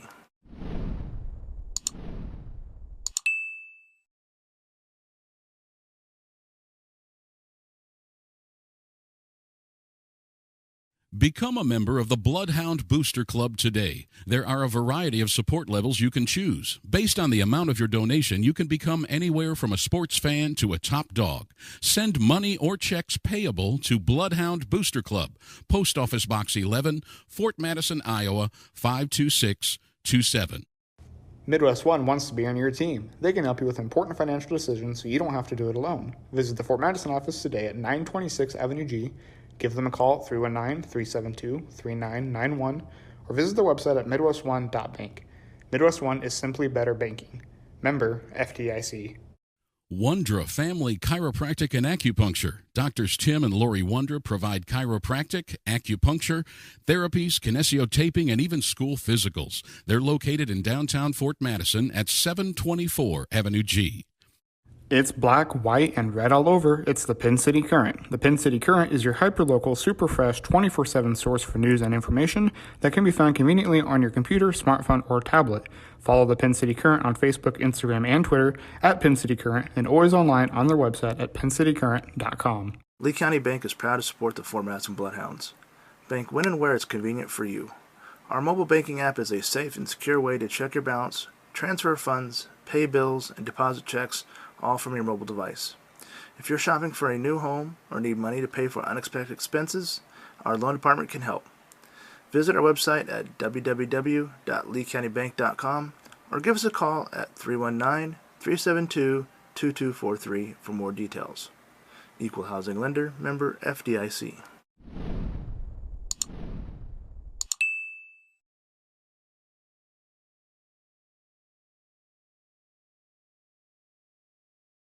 Become a member of the Bloodhound Booster Club today. There are a variety of support levels you can choose. Based on the amount of your donation, you can become anywhere from a sports fan to a top dog.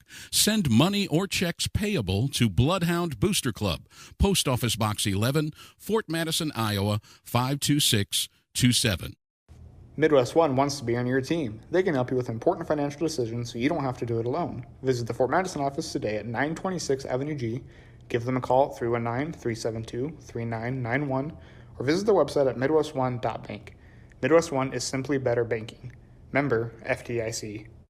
Wondra Family Chiropractic and Acupuncture. Doctors Tim and Lori Wondra provide chiropractic, acupuncture, therapies, kinesiotaping, and even school physicals. They're located in downtown Fort Madison at 724 Avenue G.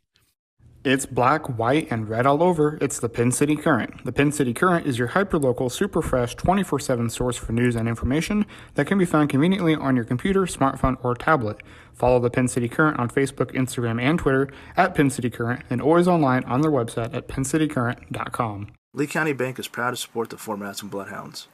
Bank when and where it's convenient for you. Our mobile banking app is a safe and secure way to check your balance, transfer funds, pay bills, and deposit checks, all from your mobile device. If you're shopping for a new home or need money to pay for unexpected expenses, our loan department can help. Visit our website at www.leecountybank.com or give us a call at 319-372-2243 for more details. Equal Housing Lender, member FDIC.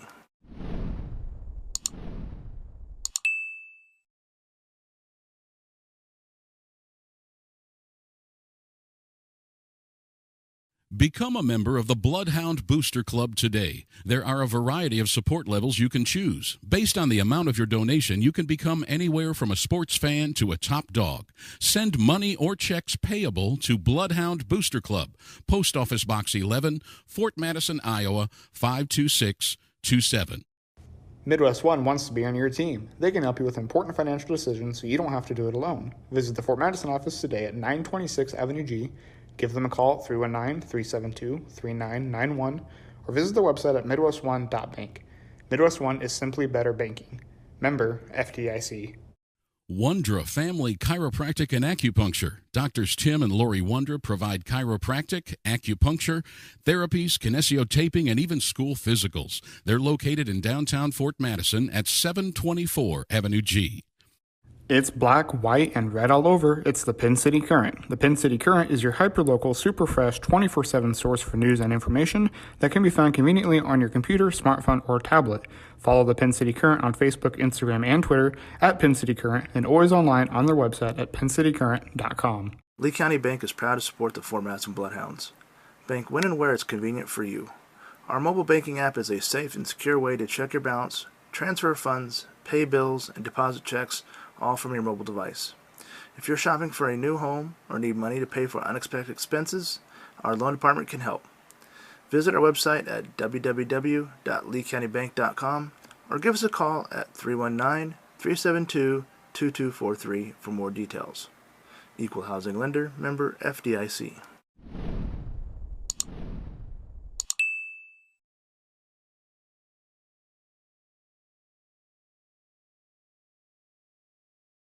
Become a member of the Bloodhound Booster Club today. There are a variety of support levels you can choose. Based on the amount of your donation, you can become anywhere from a sports fan to a top dog. Send money or checks payable to Bloodhound Booster Club, Post Office Box 11, Fort Madison, Iowa 52627. Midwest One wants to be on your team. They can help you with important financial decisions so you don't have to do it alone. Visit the Fort Madison office today at 926 Avenue G. Give them a call at 319-372-3991 or visit their website at midwestone.bank. Midwest One is simply better banking. Member FDIC. Wondra Family Chiropractic and Acupuncture. Doctors Tim and Lori Wondra provide chiropractic, acupuncture, therapies, kinesiotaping, and even school physicals. They're located in downtown Fort Madison at 724 Avenue G. It's black, white, and red all over. It's the Pin City Current. The Pin City Current is your hyperlocal, super fresh, 24/7 source for news and information that can be found conveniently on your computer, smartphone, or tablet. Follow the Pin City Current on Facebook, Instagram, and Twitter at Pin City Current, and always online on their website at pincitycurrent.com. Lee County Bank is proud to support the Fort Madison Bloodhounds. Bank when and where it's convenient for you. Our mobile banking app is a safe and secure way to check your balance, transfer funds, pay bills, and deposit checks, all from your mobile device. If you're shopping for a new home or need money to pay for unexpected expenses, our loan department can help. Visit our website at www.leecountybank.com or give us a call at 319-372-2243 for more details. Equal Housing Lender, member FDIC.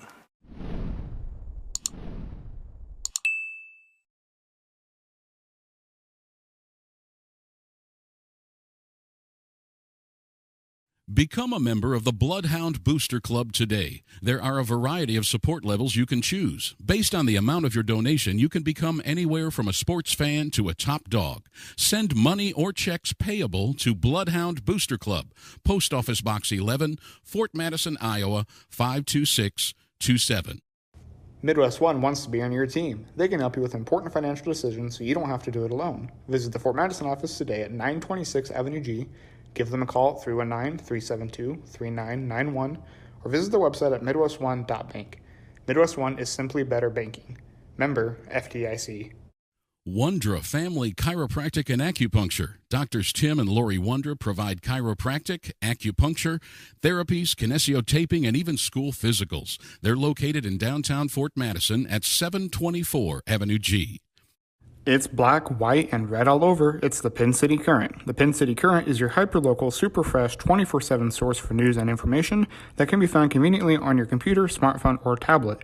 Follow the Pin City Current on Facebook, Instagram, and Twitter at Pin City Current, and always online on their website at pincitycurrent.com. Lee County Bank is proud to support the Fort Madison Bloodhounds. Bank when and where it's convenient for you. Our mobile banking app is a safe and secure way to check your balance, transfer funds, pay bills, and deposit checks, all from your mobile device. If you're shopping for a new home or need money to pay for unexpected expenses, our loan department can help. Visit our website at www.leecountybank.com or give us a call at 319-372-2243 for more details. Equal Housing Lender, member FDIC.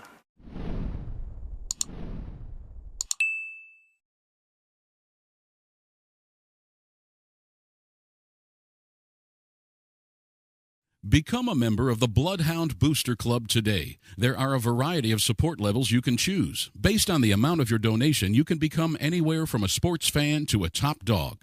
Send money or checks payable to Bloodhound Booster Club, Post Office Box 11, Fort Madison, Iowa, 52627.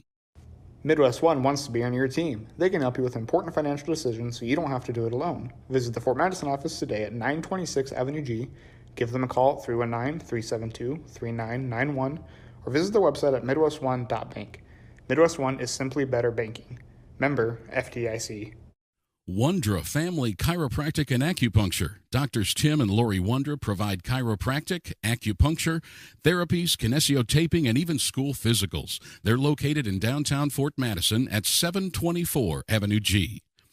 It's black, white, and red all over. It's the Pin City Current. The Pin City Current is your hyperlocal, super fresh, 24/7 source for news and information that can be found conveniently on your computer, smartphone, or tablet.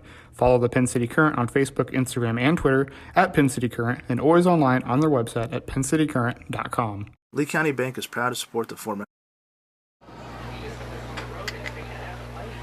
Okay, welcome back to the third quarter here on Bloodhound Sports. So we get set to kick off here. It'll be the Bloodhounds kicking off to Washington. So Washington has a chance here to not only score right before half, but turn around and gets first opportunity after the third quarter here.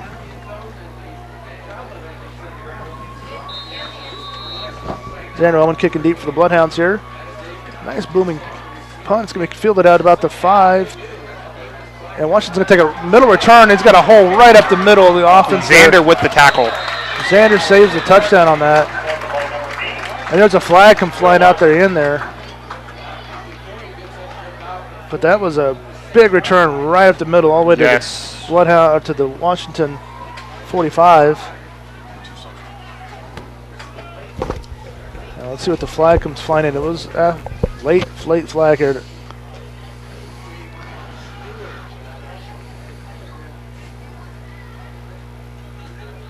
Personal foul. Washington. Hey, we'll take that. That helps. It's going to back Washington up a little bit here.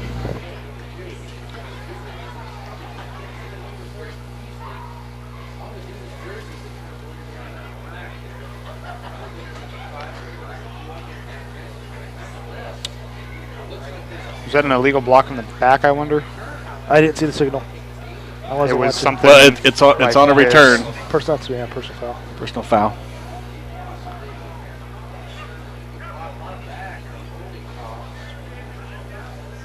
If I could use my phone without us losing signal, I'd have asked Coach Schiffman to message me what it was, but I lose signal if I use my phone here, so wouldn't do any good. I know Coach Schiffman's watching there, Chicagoland area.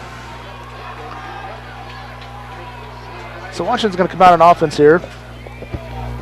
See what kind of adjustments the Bloodhounds made at halftime on defense. I think our defense has played really well. Yeah, I wouldn't change a whole lot. Quick pass out here. And Tate's going to come up to make a tackle in the open field there. It's a nice open field tackle by Tate. And that might be a loss of about 2 yards on the play there, 1.5 yards. You know, in these wet conditions, that's be easy to get away from him on that. But Or even go sliding off of him. Great job by the Bloodhounds there. So very sound. Okay, we're going to say -1 actually. Yeah, 2nd and 11 there.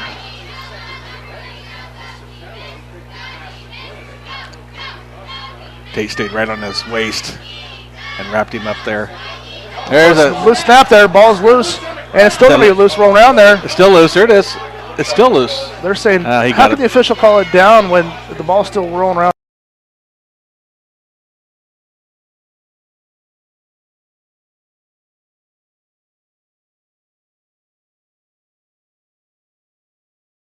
So what was that? About a 50? It's got to be At more least than 10 20. yards. More than 21. It's at 30 down to the 20. Yeah. I guess so.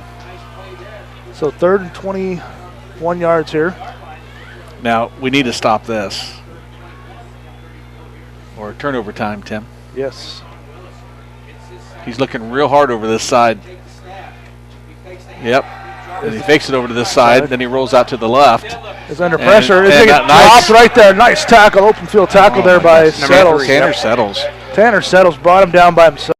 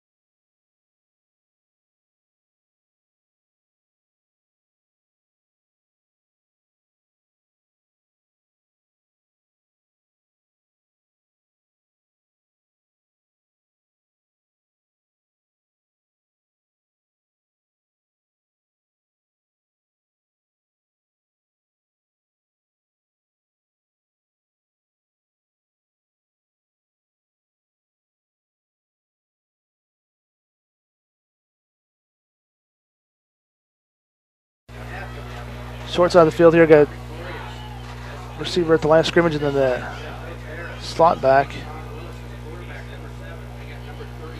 Tailback is behind the quarterback here, Willis. And then fake the handoff, looking to pass, goes across the middle there. It's going to be incomplete. Off target. And again, Britton had pressure on him. Willis had to get rid of it a little bit, or Deacon had pressure on him, and Willis had to get rid of the ball before he wanted to. There's a lot of bloodhounds around that ball when it's sailing through that secondary too. And they're getting up the quick line of scrimmage here, quick huddle to go.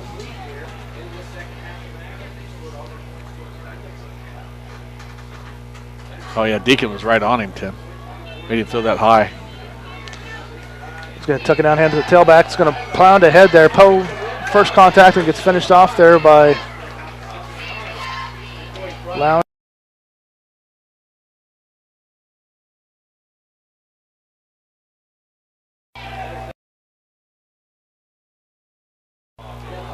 So it's a 3rd and 2 right now for Washington. The ball's at the 48-yard line.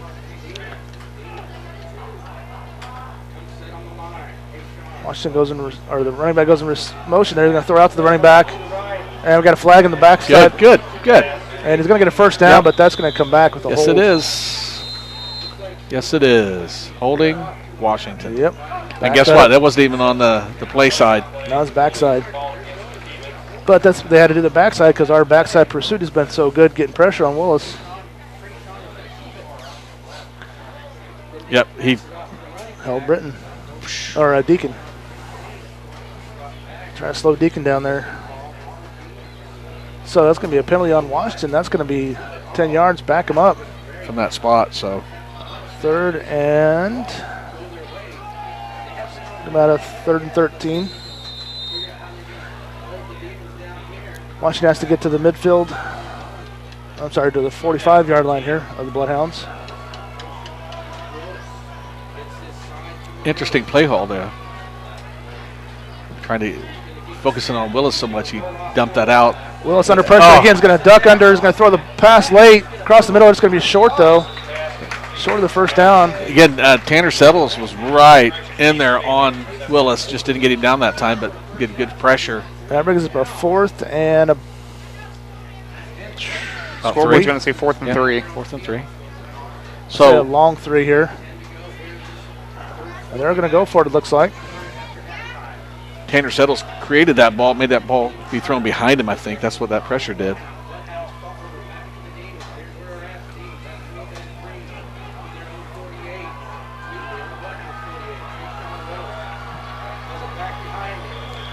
Flag. Oh.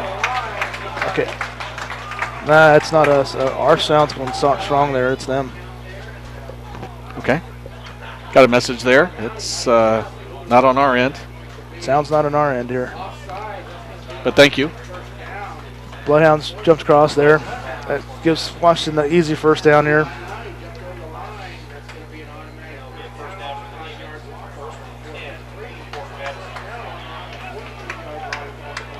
So Washington's going to have the ball at the Bloodhounds 43.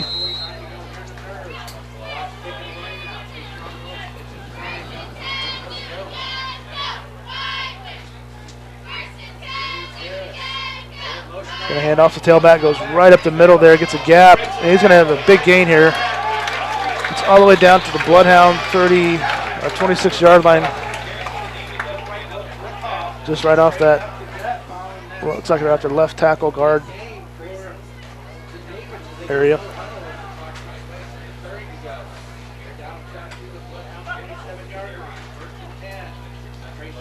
Again, hand off the tailback. It's going to left side again there.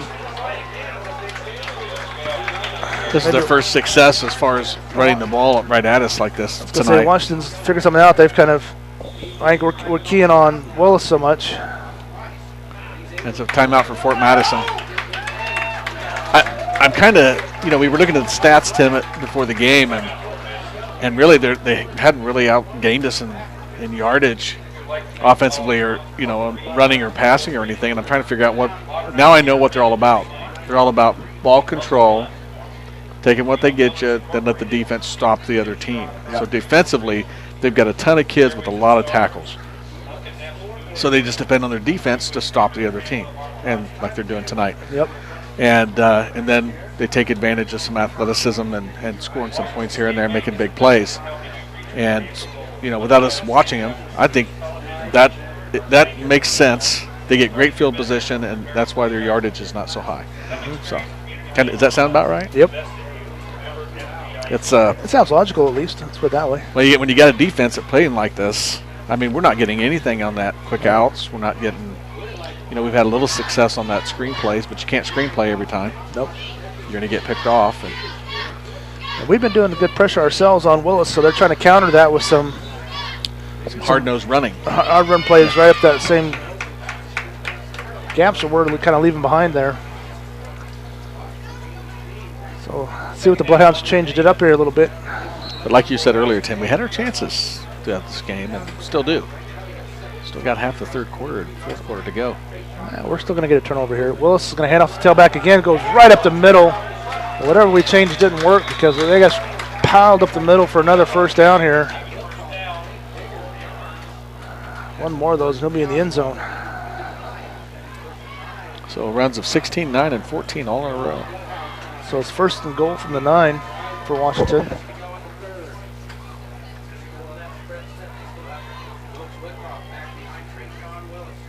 It looks like they're cutting that line down, that defensive line down, Tim, and creating a hole, and then the running back's taking his time to get there. Wilson's going to take the ball, go to the right side here. Willis, and he's going to get in the end zone there.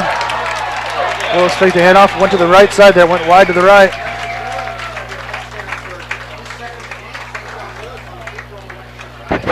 That brings up a 21-0 lead now for Washington.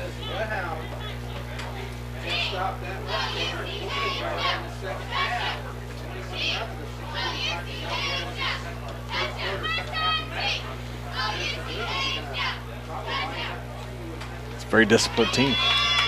Yes. Personal foul on the Bloodhounds. It's probably going to be on the kickoff. Yep. Not what we needed.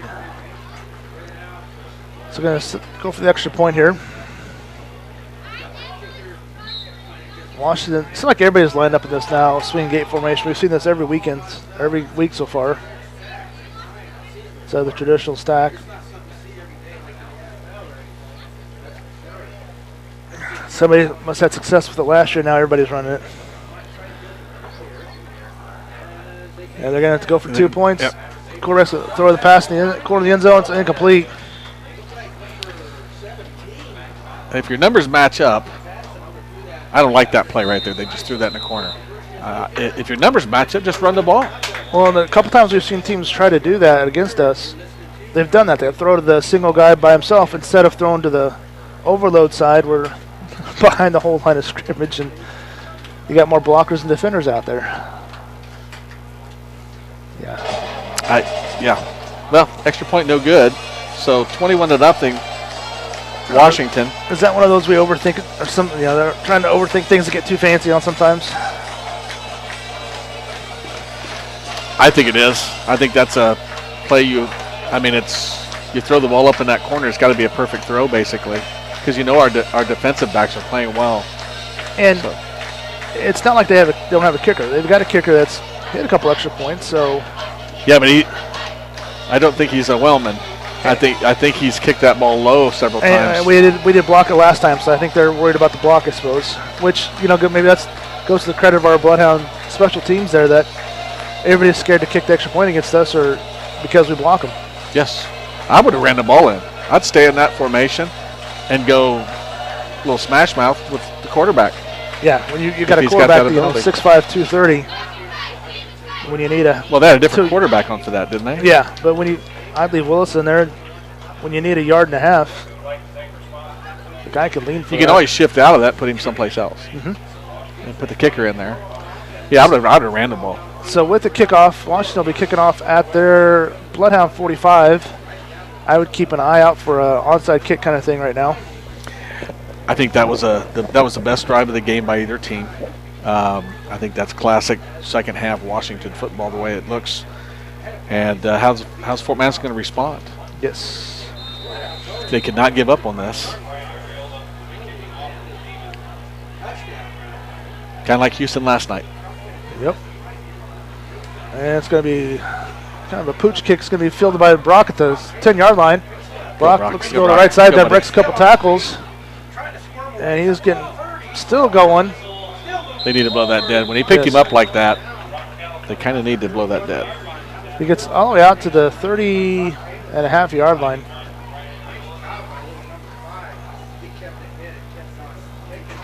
All right, so we're at 6:34 left to go, third quarter. So let's see what our Bloodhound offense can do here.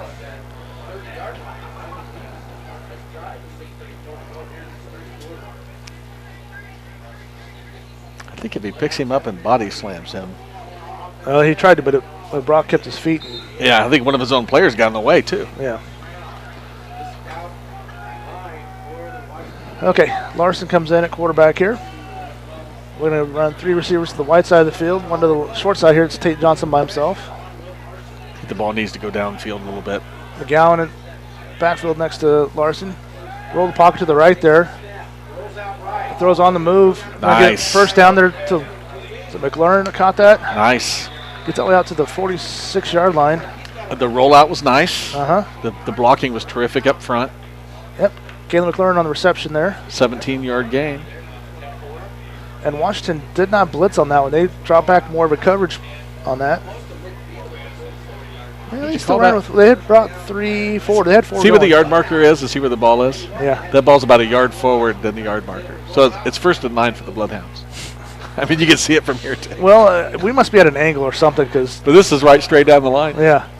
Quick slat to the Brock here, and Brock's going to try to break a couple tackles, and he'll get 7 yards on that run there. Like what I'm seeing.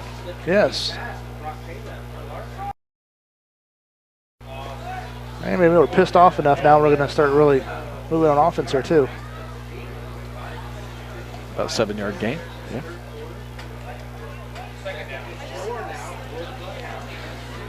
The blocking on that first play was really good on the line to let Larson get outside like he did on that rollout. And again, it's going to be McGowan's going to roll ahead there. It's going to be close to a first down here. So they're going to spot it just short, aren't they?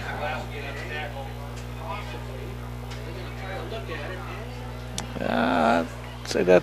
Tim, go ahead. Go ahead, Tim. Go ahead, Tim. At the angle we're at, from what we're seeing from the response stuff on the far side of the field, it looks, where you go, the yard marker is over there, it's almost a full yard.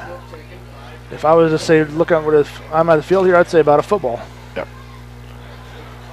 So third and I thought they were going to measure it, Tim. I thought you were going to get a chance. I wish they would have.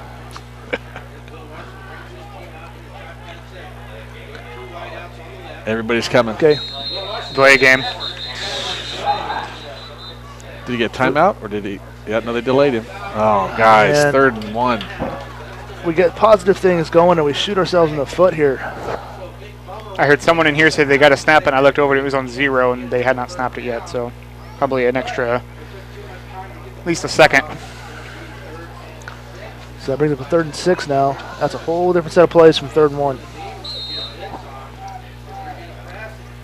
Okay, so we're going to go 3 receivers to the wide side of the field. Tate Johnson to the short side by himself here. And McCown is in next to Larson here, and they're going to bring, looks like Washington's going to bring a blitz. And they do. Throws a quick pass, it's intercepted. Brock fell down, the receiver. And it's going to go back for a touchdown.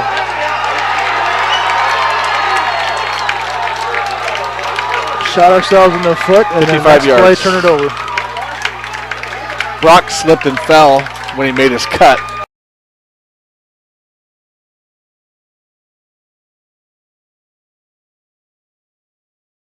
About 55-yard. Still, the 3rd and 1 play is way different than 3rd and 6. Yep.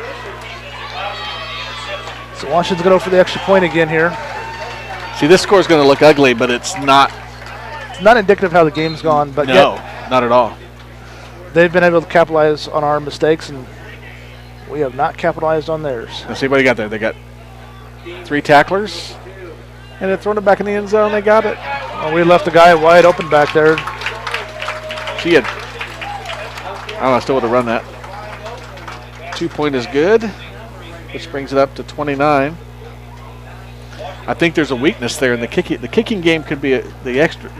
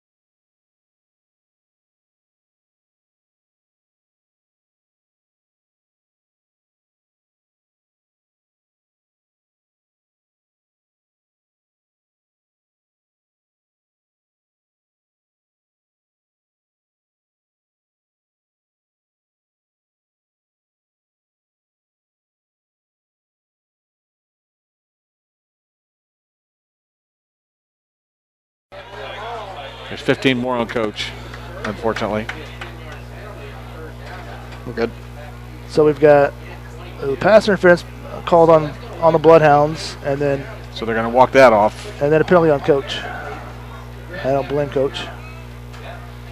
You know what? To me, I watched the play just, and I looked down too late to see the replay that we have on a laptop here. But to me, it looked kind of even. Yeah. I'm not so sure I would even call defensive on that. Yeah, that'd have been Like a no call. Yeah, that'd been just a good no call one there, but So bring up 3rd and mile. Wait a second. A lot. Wait a second. Okay, wait. How do they get? They just marked off 15 from the line of scrimmage. Yeah, no, they're going to do it right now here. Nope. Okay. 3rd and 27 from the 30. We'll take it. I don't care. That doesn't make sense. No, it doesn't. No, because they only marked off the 15 yards Or was it? Or from the line of scrimmage. Yeah. From the line of scrimmage. Will, under pressure, he's going to get sacked from behind there. Looking to go deep. He had to hold it to try to get a deep play there. And that would be a coverage sack on that one. Here, set the iPad up here. Deshaun Westfall Edwards with quarterback sack. All right, thank you. Zane Long is also in the backfield. So I'll bring up a 4th and 34 for the Bloodhounds here. I think we're punting on this one. It's probably me leaning over on it. No. It's going to be a shorter punt there. It's going to be loose, and it's going to roll down, and it's going to be downed at the It's not a bad punt though. 46. Because Got they it don't out get of to there. return it. So, okay, I'm gonna say this here. I've been watching this whole game. I'm looking at the sheets here. Washington's outsized us, but that's not mattered to us the first 2 games, No. right? We've played up against bigger teams, especially on the line, and I think just Washington's kind of finally wearing us down a little bit. They're getting the bounces and the breaks. We are That's true. not. Although you could say they're creating their own too. But I don't think they go 2 ways here. I No. don't think those offensive linemen and defensive linemen, they're different. Yes, for they are. Washington, because they're bigger on the defensive line than they are offensively here. Willis looking to throw deep here. He's going to get sacked. Brought down. Coverage sack again. Settles and Deacon on that. And Britt got in there a little bit as well. Great job by the Bloodhounds getting a sack on that. Bringing back about 16-yard or a 6-yard loss on that one. 2nd and 16 now. Ball's on the 39-yard line of Washington. See, I think that's why we can get to Willis. They don't have that. Their linemen are not as big on that offense. Plus, that our defensive backs are playing so well. Hand off the tailback going up the middle there. He's going to get hit. Gets a couple yards there, but he'll come in like a missile. That settles again. Shot like a missile out of there. Let's see here.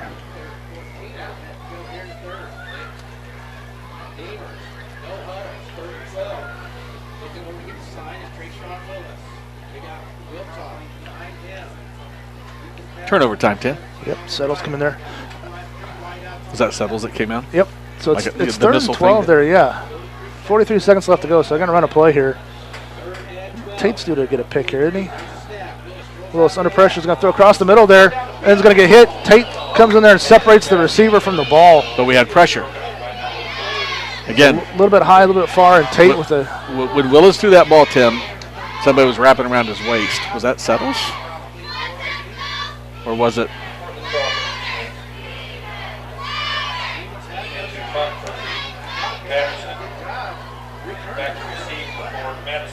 Who's on that other side? Was that Settles? I'm not sure. I couldn't see. So Brock again Yeah, it is was Settles. He's on the same spot. back deep here. Punt gets away. Brock's going to take it at the 25-yard line. Goes up the middle and gets up to the Man, it'd be nice if he could get loose. 35 all there. the way. He's so quick. Nice defensive stand by the Bloodhounds. So we got 23 seconds left to go, 3rd quarter here. Let's get something positive out of this one here. Roy Carter on the tackle.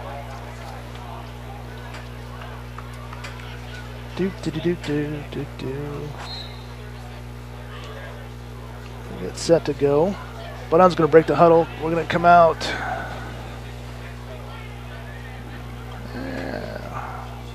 Two receivers to the left side here. One far to the right. Hand off to Poe going right to the middle there. Poe goes up.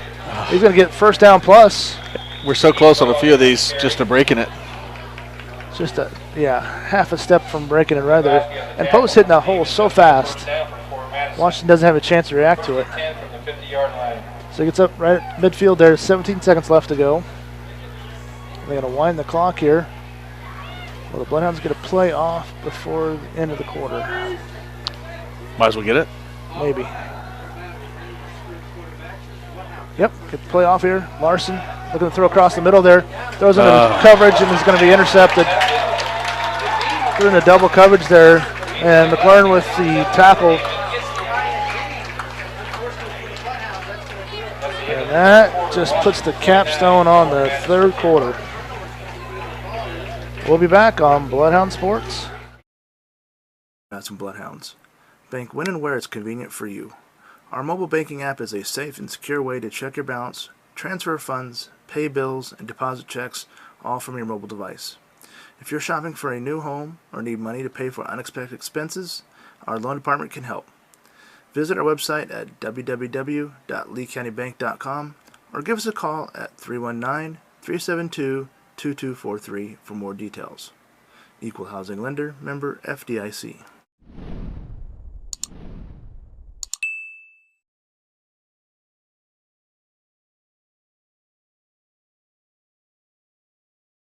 Become a member of the Bloodhound Booster Club today. There are a variety of support levels you can choose. Based on the amount of your donation, you can become anywhere from a sports fan to a top dog. Send money or checks payable to Bloodhound Booster Club, Post Office Box 11, Fort Madison, Iowa, 52627. Midwest One wants to be on your team. Doing the basketball at. So we are back here. Oh, yeah, thank you. So we'll start of the fourth quarter. Washington has the ball on their own 40-yard line after the interception.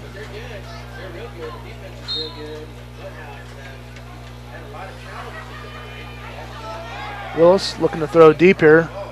It's all kinds of time now. Now the pressure gets to him. He throws away late, and it's going to be incomplete.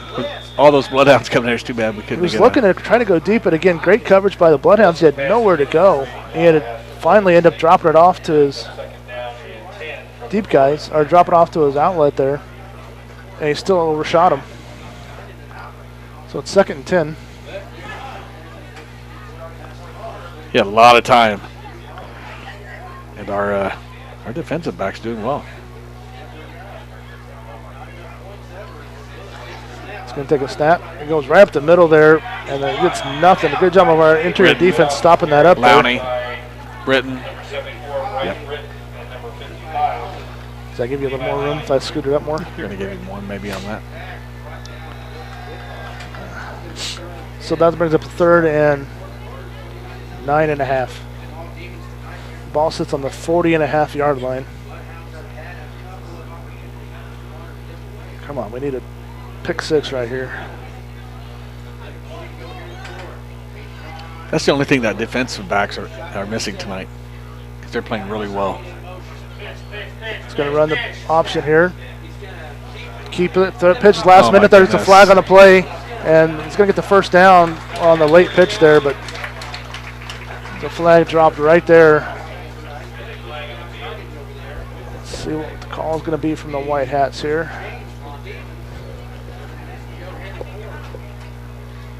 Blocking the back, Washington. Take it.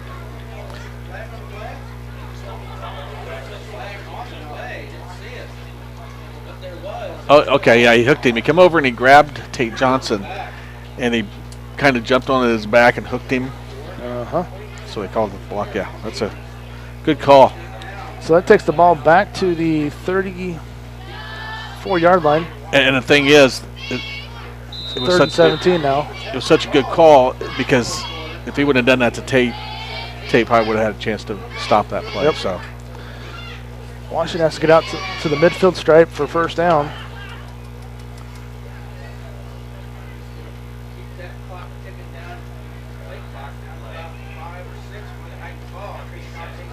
Was under pressure. He's going to get. Oh my goodness! Gets away from it. Are you kidding me? Completes the pass, but it's going to be still well short of the first down. Great job of Larson tackling the receiver, and it's going to bring up a 4th and... Guys, you got to be impressed with Willis. Yeah.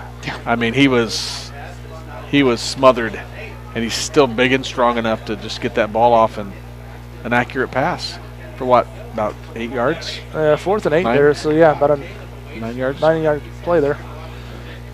Brock is back deep for the Bloodhounds again.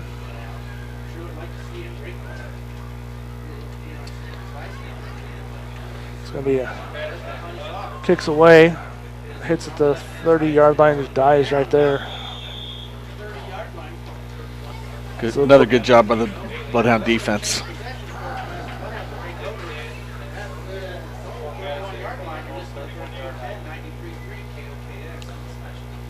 So we're at 9:52 left to go in the game here. Let's see if our offense can get some more positive plays in a row and not shoot ourselves in the foot. Agreed. And looks like Williams is coming in at quarterback.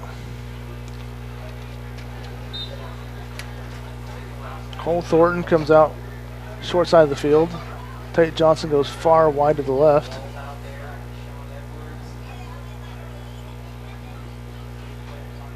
McLaurin comes in motion across the offense here.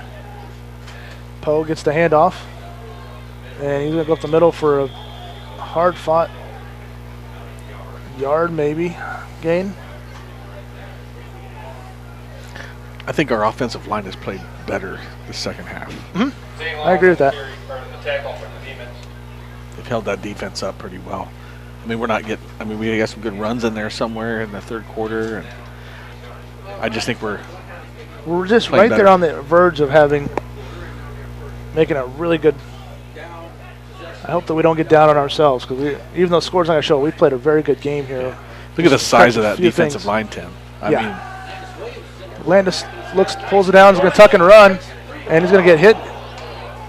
He's close to a first down, and thank you. That was a headshot there, and Landis pops right back up from the flag coming late. Reese Meyer lowered his shoulder. Shoulder there. Yeah, right at the end of that play. Landis is already just going down there and shoulder the head. It's a good run by Landis.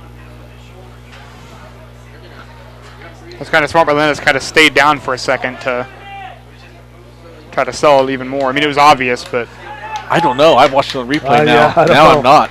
I'm not so sure on that one, yeah. Because the tackler actually knocked the ball back into there, and they're going to pick that up. I think they're going to pick it up. No, I think he called targeting. Oh, did they? Yep. Ah, boy. I'm going to tell you, I watched that, and the tackler knocked the Landis back into the one that got called, and he was coming. He was pursuing. And of course, Washington fans up 29-0, still displeasured. But he still can't hit him in the head, though. Yeah. If you see that again, you're going to see it. I was like, man. But you still can't hit him in the head, though. So, we got 1st and 10 here. Got two. We're going to hand off McGowan. I'm sorry, that was Brock right next to another flag comes flying in here. All of a sudden, we got a flag fest going on. That was Brock on the carry. Brock Halleck on the carry, tackling on play by number 76, Zane Laws. Let's see what the laundry on the top field shows this time. Personal foul, face mask. All right, we'll take that. So we'll take that one. 15 yards on this one. And Brock jumped up. Well, face mask, guys. What do you do? Yeah. I mean, we can't see that. I don't know if you guys saw that or not. But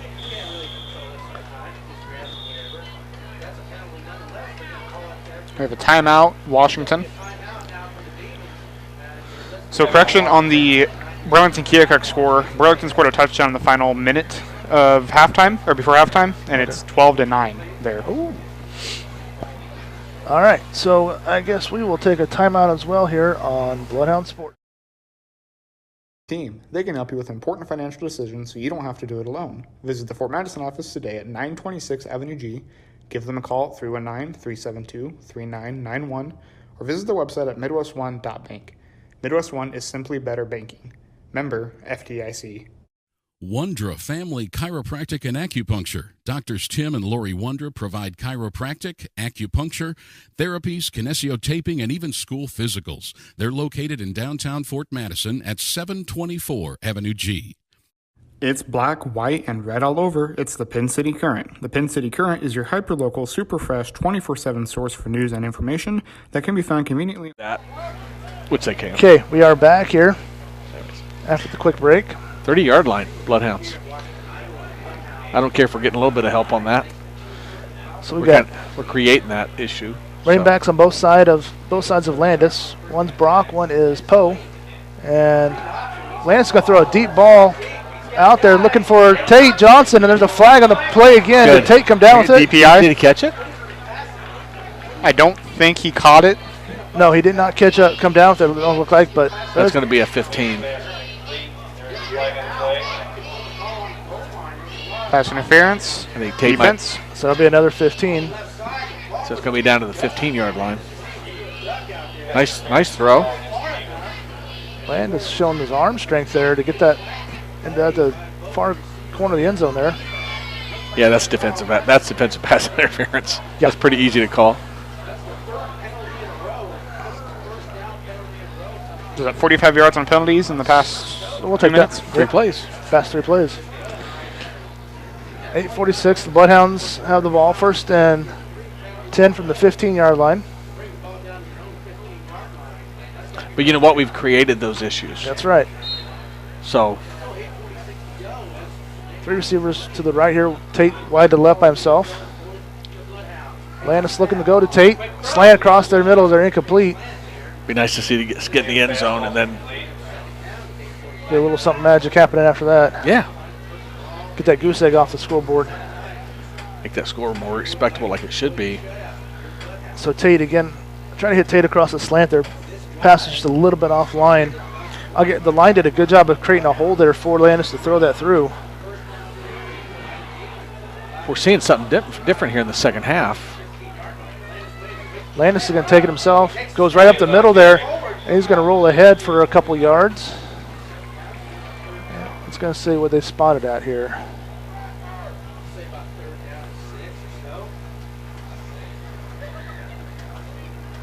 Yeah, about 3rd and 7 here.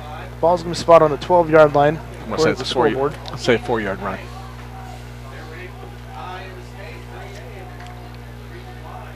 I'm looking at the yard markers. I'm saying it's a 4-yard run. I'll take that. So we got 3rd and 7 here. Poe right next to Landis. Landis under pressure. He's got to go back. He's going to get sacked for a loss.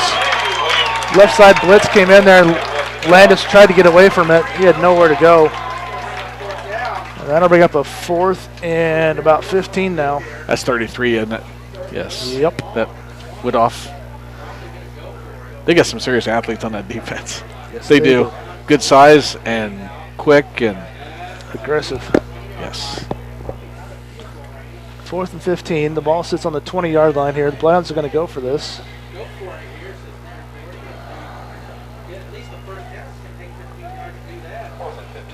Three receivers to the right here. Johnson, they're looking to go left side wide to Tate Johnson. Tate's going to be just out of his reach there. Not a bad shot at that, though. No, and Landis and Tate keep working on that just a little bit. That will be a home run hit. They are just a smidge out of sync there. I mean, half a step. Yes, agreed. So the turnover on downs here. The ball's going to be at the 20-yard line. We're at 7:19 left to go in the game here. And we still need a defensive scoop and score here too, or pick and score. I understand why he threw it like he did, because that ended up landing in the back of the end zone. Mm-hmm. Just good defense too. Yeah, you're thrown to that pylon there. Defender did knock Tate off just enough that incomplete. Wilson's going to throw. Almost intercepted. Almost had it. McLaurin almost had that one. Went right through the receiver's hand and then right through Caleb McLaurin's hands. But McLaurin was there. Yes. That's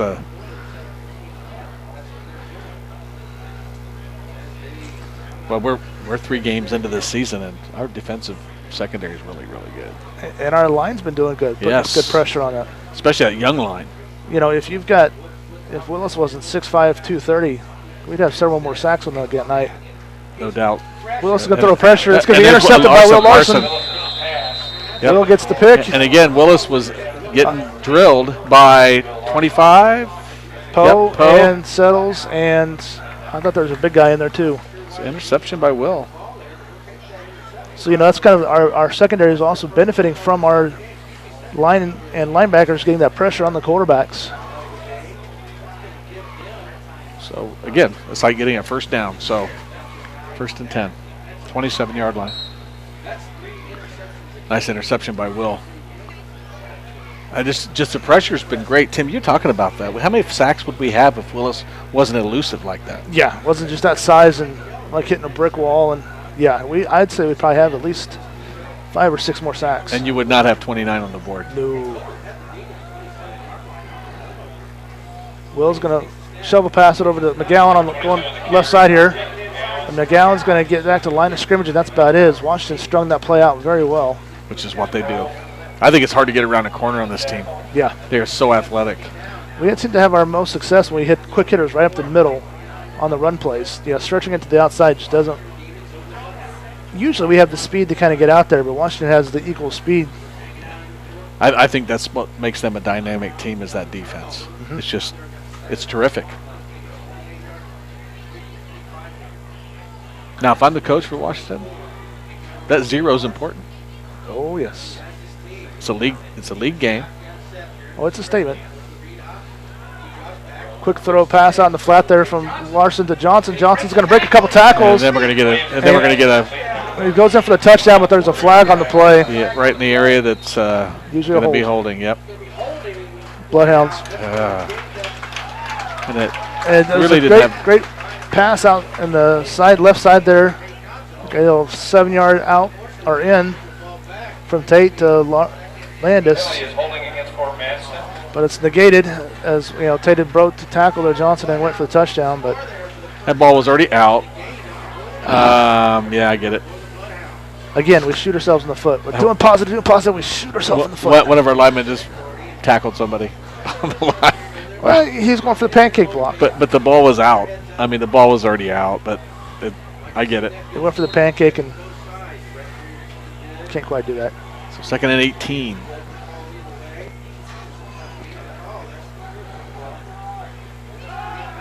Landis going to throw a screenplay to McGowan. McGowan tries to break a tackle. He's going to roll across. It'll be gets up there. It'll bring up a third and about 8 or 9 or 7. So almost a 10-yard gain on that play. It'll be 11 yards. Okay. 3rd and 7. The ball sits on the 23-yard line. This is what we need to get. We haven't got this tonight. Mm-hmm. These 3rd downs are just gave credit to the Washington defense, but this is where we need to convert. And they're going to bring a blitz, it looks like, again. Oh, quick snap. Well, nobody was ready for that. Landis just picks it up and chucks it away. Good job of Landis, just heads up to get rid of it. And Washington wants intentional grounding on that, but I don't. No, there was we had Brock was out that way. Brock was out there. That was smart by Landis. That was a snap way before anybody was ready for that one.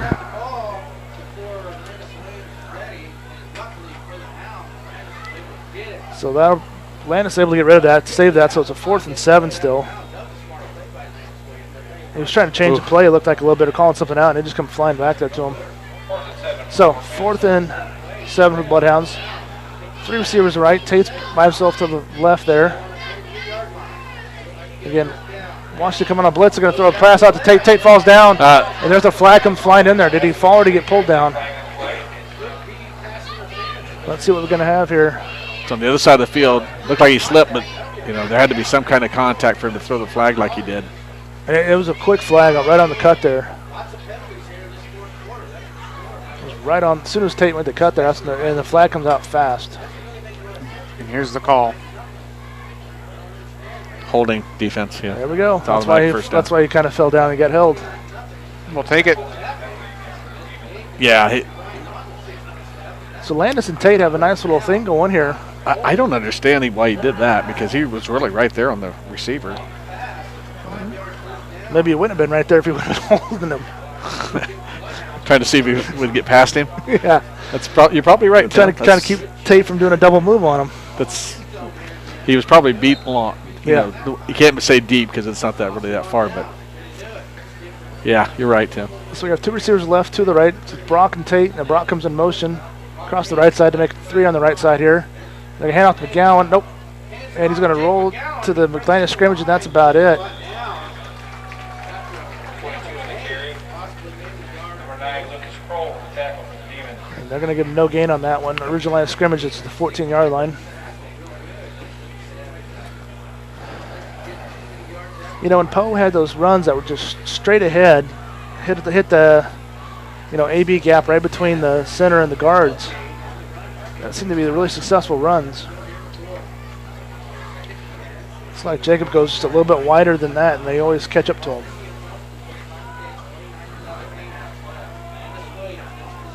Landis gets the snap here. Looking to throw quick out there to Brock. Brock turned around the other way there. Got a flag. That's a late hit on the quarterback. That's a late hit on the quarterback, yep. Personal foul. Roughing the passer. And, yeah, when it comes to Whitehead, it's pretty easy for him to call that. Yeah, and that was not even always looking questionable. That was and holding. That was way late hit. Any more complaining from the Yeah, Washington? they're complaining. Here, we can watch it right here. I might have taken it off the quarterback too quickly. I did. Yeah. That's all right. You're going with the ball, so. So that'll bring up a 1st and goal for the Bloodhounds. What you got?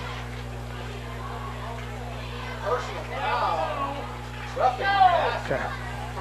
So that'll bring up a 1st and goal for the Bloodhounds. The ball is on the 7?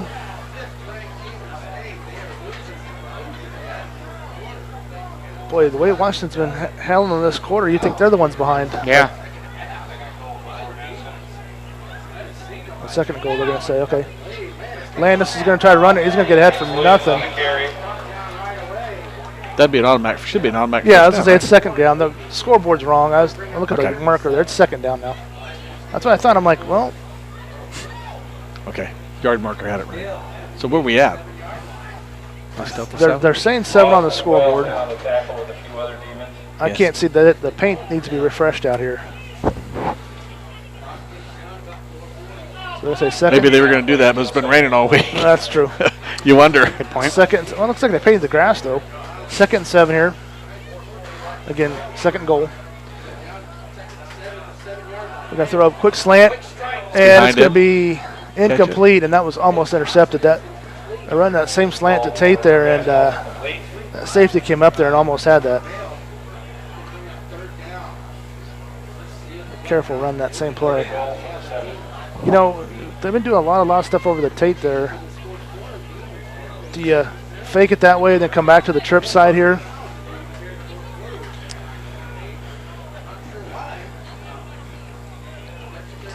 Seven penalties in the 4th quarter on the defense of Washington. 3rd and goal. I'm sorry, 6. We'll say 6. One of those was for that. 3rd and goal here. That's a lot, though. He's going to walk, pocket to the right here. And well, he's going to throw back across the field there. There's nobody there.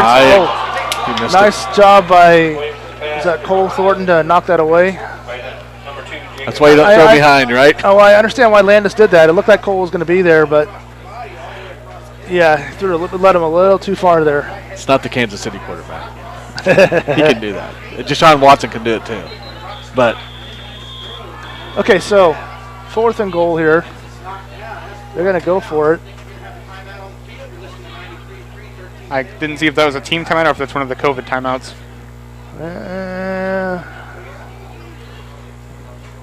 Did not see that either. 1 timeout left for Washington, 2 timeouts left for Fort Madison, so I think that was a team timeout. Okay, so we're at 4:22. It'll be 3rd and goal, 4th and goal. That's 4th. 4th and goal. Well, they got 3rd on the marker. Yeah. Oh, I think I just heard face mask upstairs. Yeah, because they had the first. They had the. I thought it would be 4th and 7. Now it's maybe it is 3rd. Nope. That'd be 1st downs. 2 incomplete passes. Was there a penalty somewhere we didn't see? Well, that's what I heard him say. Face mask was the penalty call. And the scoreboard just changed to 3rd and 3 now from the 3. I don't know. Wow. I didn't see any cloth on the field there, but the yard marker shows 3 over there across the field, the official marker.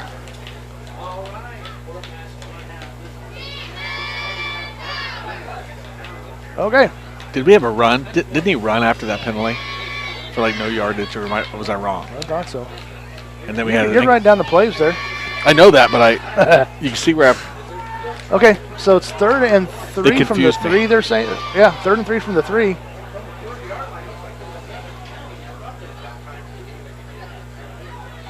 And it's going to go straight ahead. There's another flag come flying in there, and Landis balls ahead and tries to get for the second effort.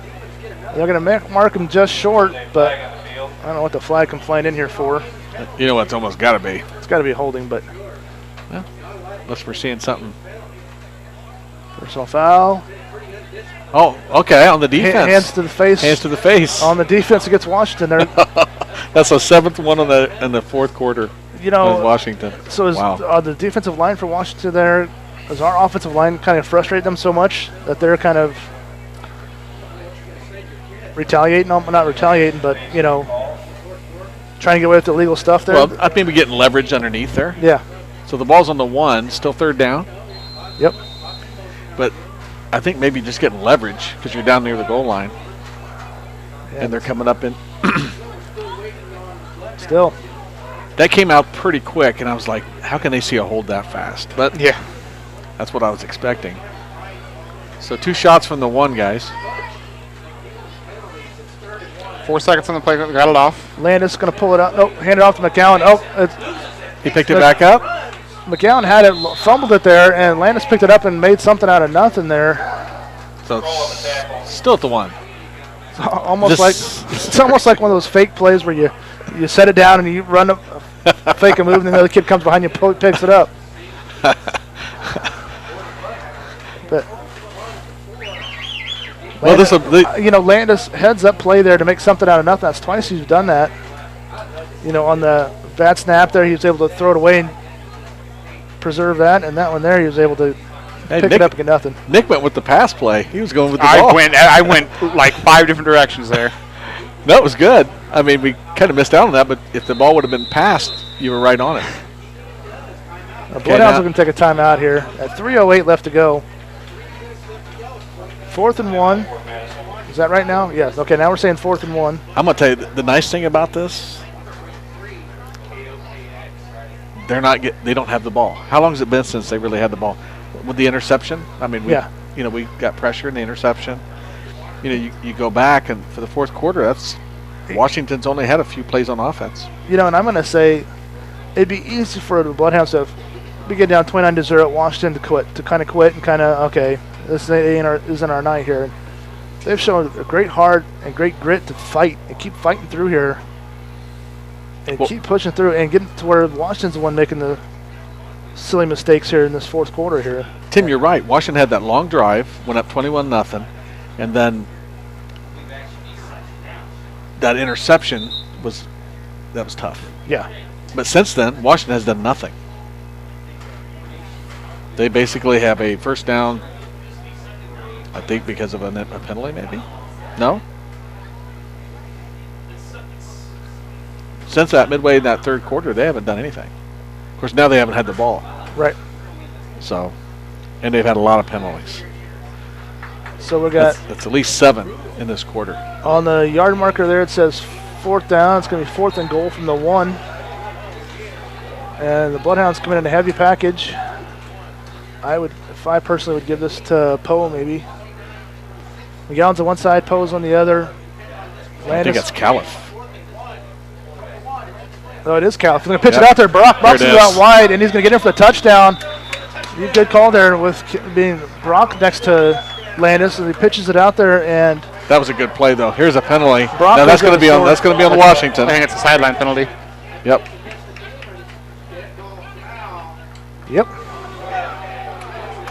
So the Bloodhounds get the touchdown.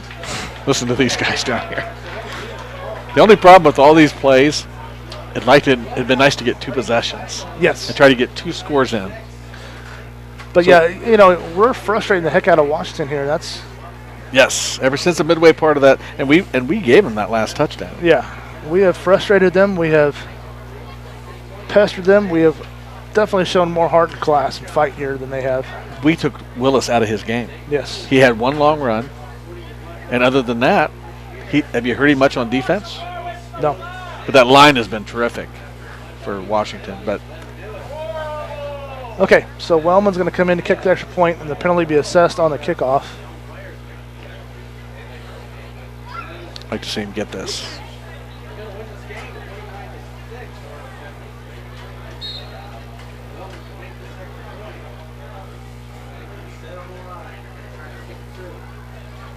And He got it. Wellman gets the kick away, Yep. and it's good. He boomed that ball, didn't he? Yes. And they were coming in fast off the edge there, and So Xander was able to get that away. what do you do here, Tim? Nick? You got 15 yards on the penalty. Onside it? Yes. Hey, you got to try it. You got to try it sometime. In case Onside you're in it, a or close kind game, of right? almost like a pooch, kind of where they're not going to see where they line up at and kind of hit that in between the up and the back guys. Slippery conditions.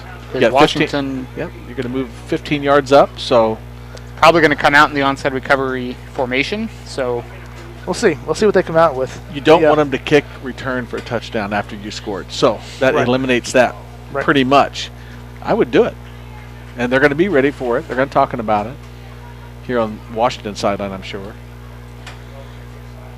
Because, I mean, if you just do a regular booming kick, that'll be out the back of the end zone there with Xander Wellman's leg. And that really doesn't Doesn't do much for you. do much for you, yeah. You know what? Man, I tell you, we have tormented Willis all day long. You know, or if you can even kind of do a kind of a squib kick and kind of get it past this initial line there. Yep, they're going to have to move it up. Instead of being at the 40, it's going to be at the 45 of the other side. That's what I'm saying, 10 yards, and they got everybody up here. Everybody within 5 yards of that I think it 10 two yard yards line. kind of deep there, but yeah. I would do kind of a. I'd still do it. Do whatever. This is one of Pooch those. it- Hey, 'cause he can do stuff with the ball. yeah, and Pooch it over here. This is where Xander gets to use his soccer skills. See how they're lined up straight? Yeah. Put it over here. Xander Wellman with the kick here. Oh, he's going to boom it. That'll be out of the back of the end zone. Almost at the pylon marker there, so, yeah. Then again, you know, you want our defense to give our defense a shot here to Maybe make get another another turnover here. Yes. Still got one Crazier. timeout left. Crazier things have happened. Our defense has played well tonight. yeah, despite the score, Yes. much better showing what the score shows. They've had one drive the entire game. One big play and one drive, Got a different quarterback in here. which, yeah, probably Yeah, a they'll smart, take probably Willis out smart there idea. to save him. Yeah, Can't tell the kids. sitting down here. I can't tell the kid's number. He don't look very big, though. No, much easier to take down the Willis. Oh, he's quicker, quick. though. Now, there's the Fumble. fumble. There's the Ball's fumble. loose. There. Oh, are they going to say he's down, or are they going to say he fumbled it? What are they going to say here?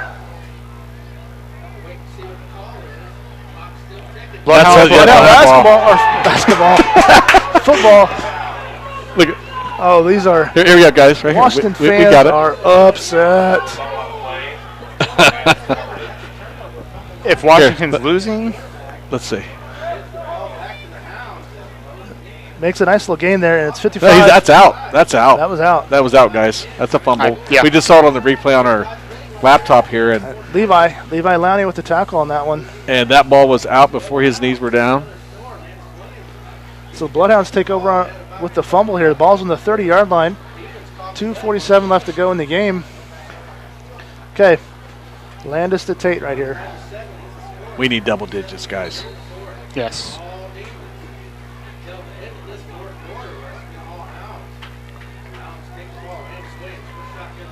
Landis looking to go. Wanted to do it, but had to pull it down there. Now he's going to float up to Tate there. And Tate's going to knock it around. That's going to be intercepted. No. That's That was a tip ball drill there. the only thing I didn't want to see. And it's going to be a touchback. had it there, and then it was just kind of a defender hit it right as Tate was trying to catch there, knocked it out of Tate's hands. Spencer Sotelo on the interception. Let me see. Let's watch the.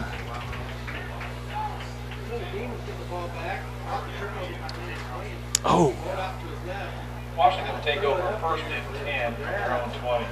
that's just unfortunate. Yep. Okay. I'd throw that ball up to him. I like that play. Nick, you're quick with the camera. I know.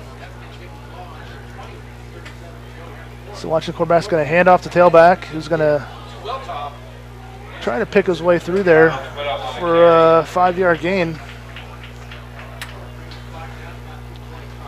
I think the Washington coaches right now can't get that clock to move fast enough. Okay, we're 2.5 minutes away, guys. I got to say it again. This Fort Madison team come into Washington and played well. Number Our 5 offense ranked struggled. Washington. Yeah, and I mean, we shot ourselves in the foot a few times. Washington's able to capitalize on that. That's why the score's what it is. But you clean up our mistakes that we're very able to be cleaned up. And who knows when we get times play this team again in the playoffs. Yes, I mean this has not been offensively. You got to give defense of Washington the credit. They are excellent on defense, but I think our defense makes us proud. Absolutely, we got a lot of games to win this year. It's 3rd and 1 here. Ball sits on the 29-yard line of Washington. Still 15 on the play clock.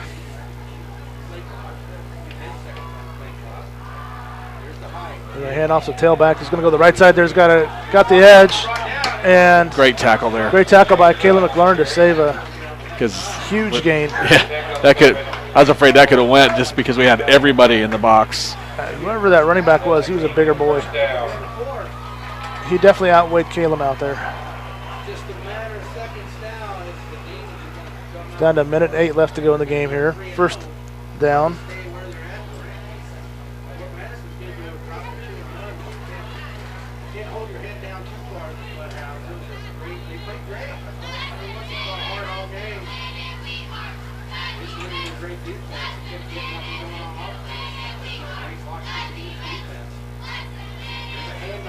Quarterback's going to keep it, going to pull it, come out to the side here.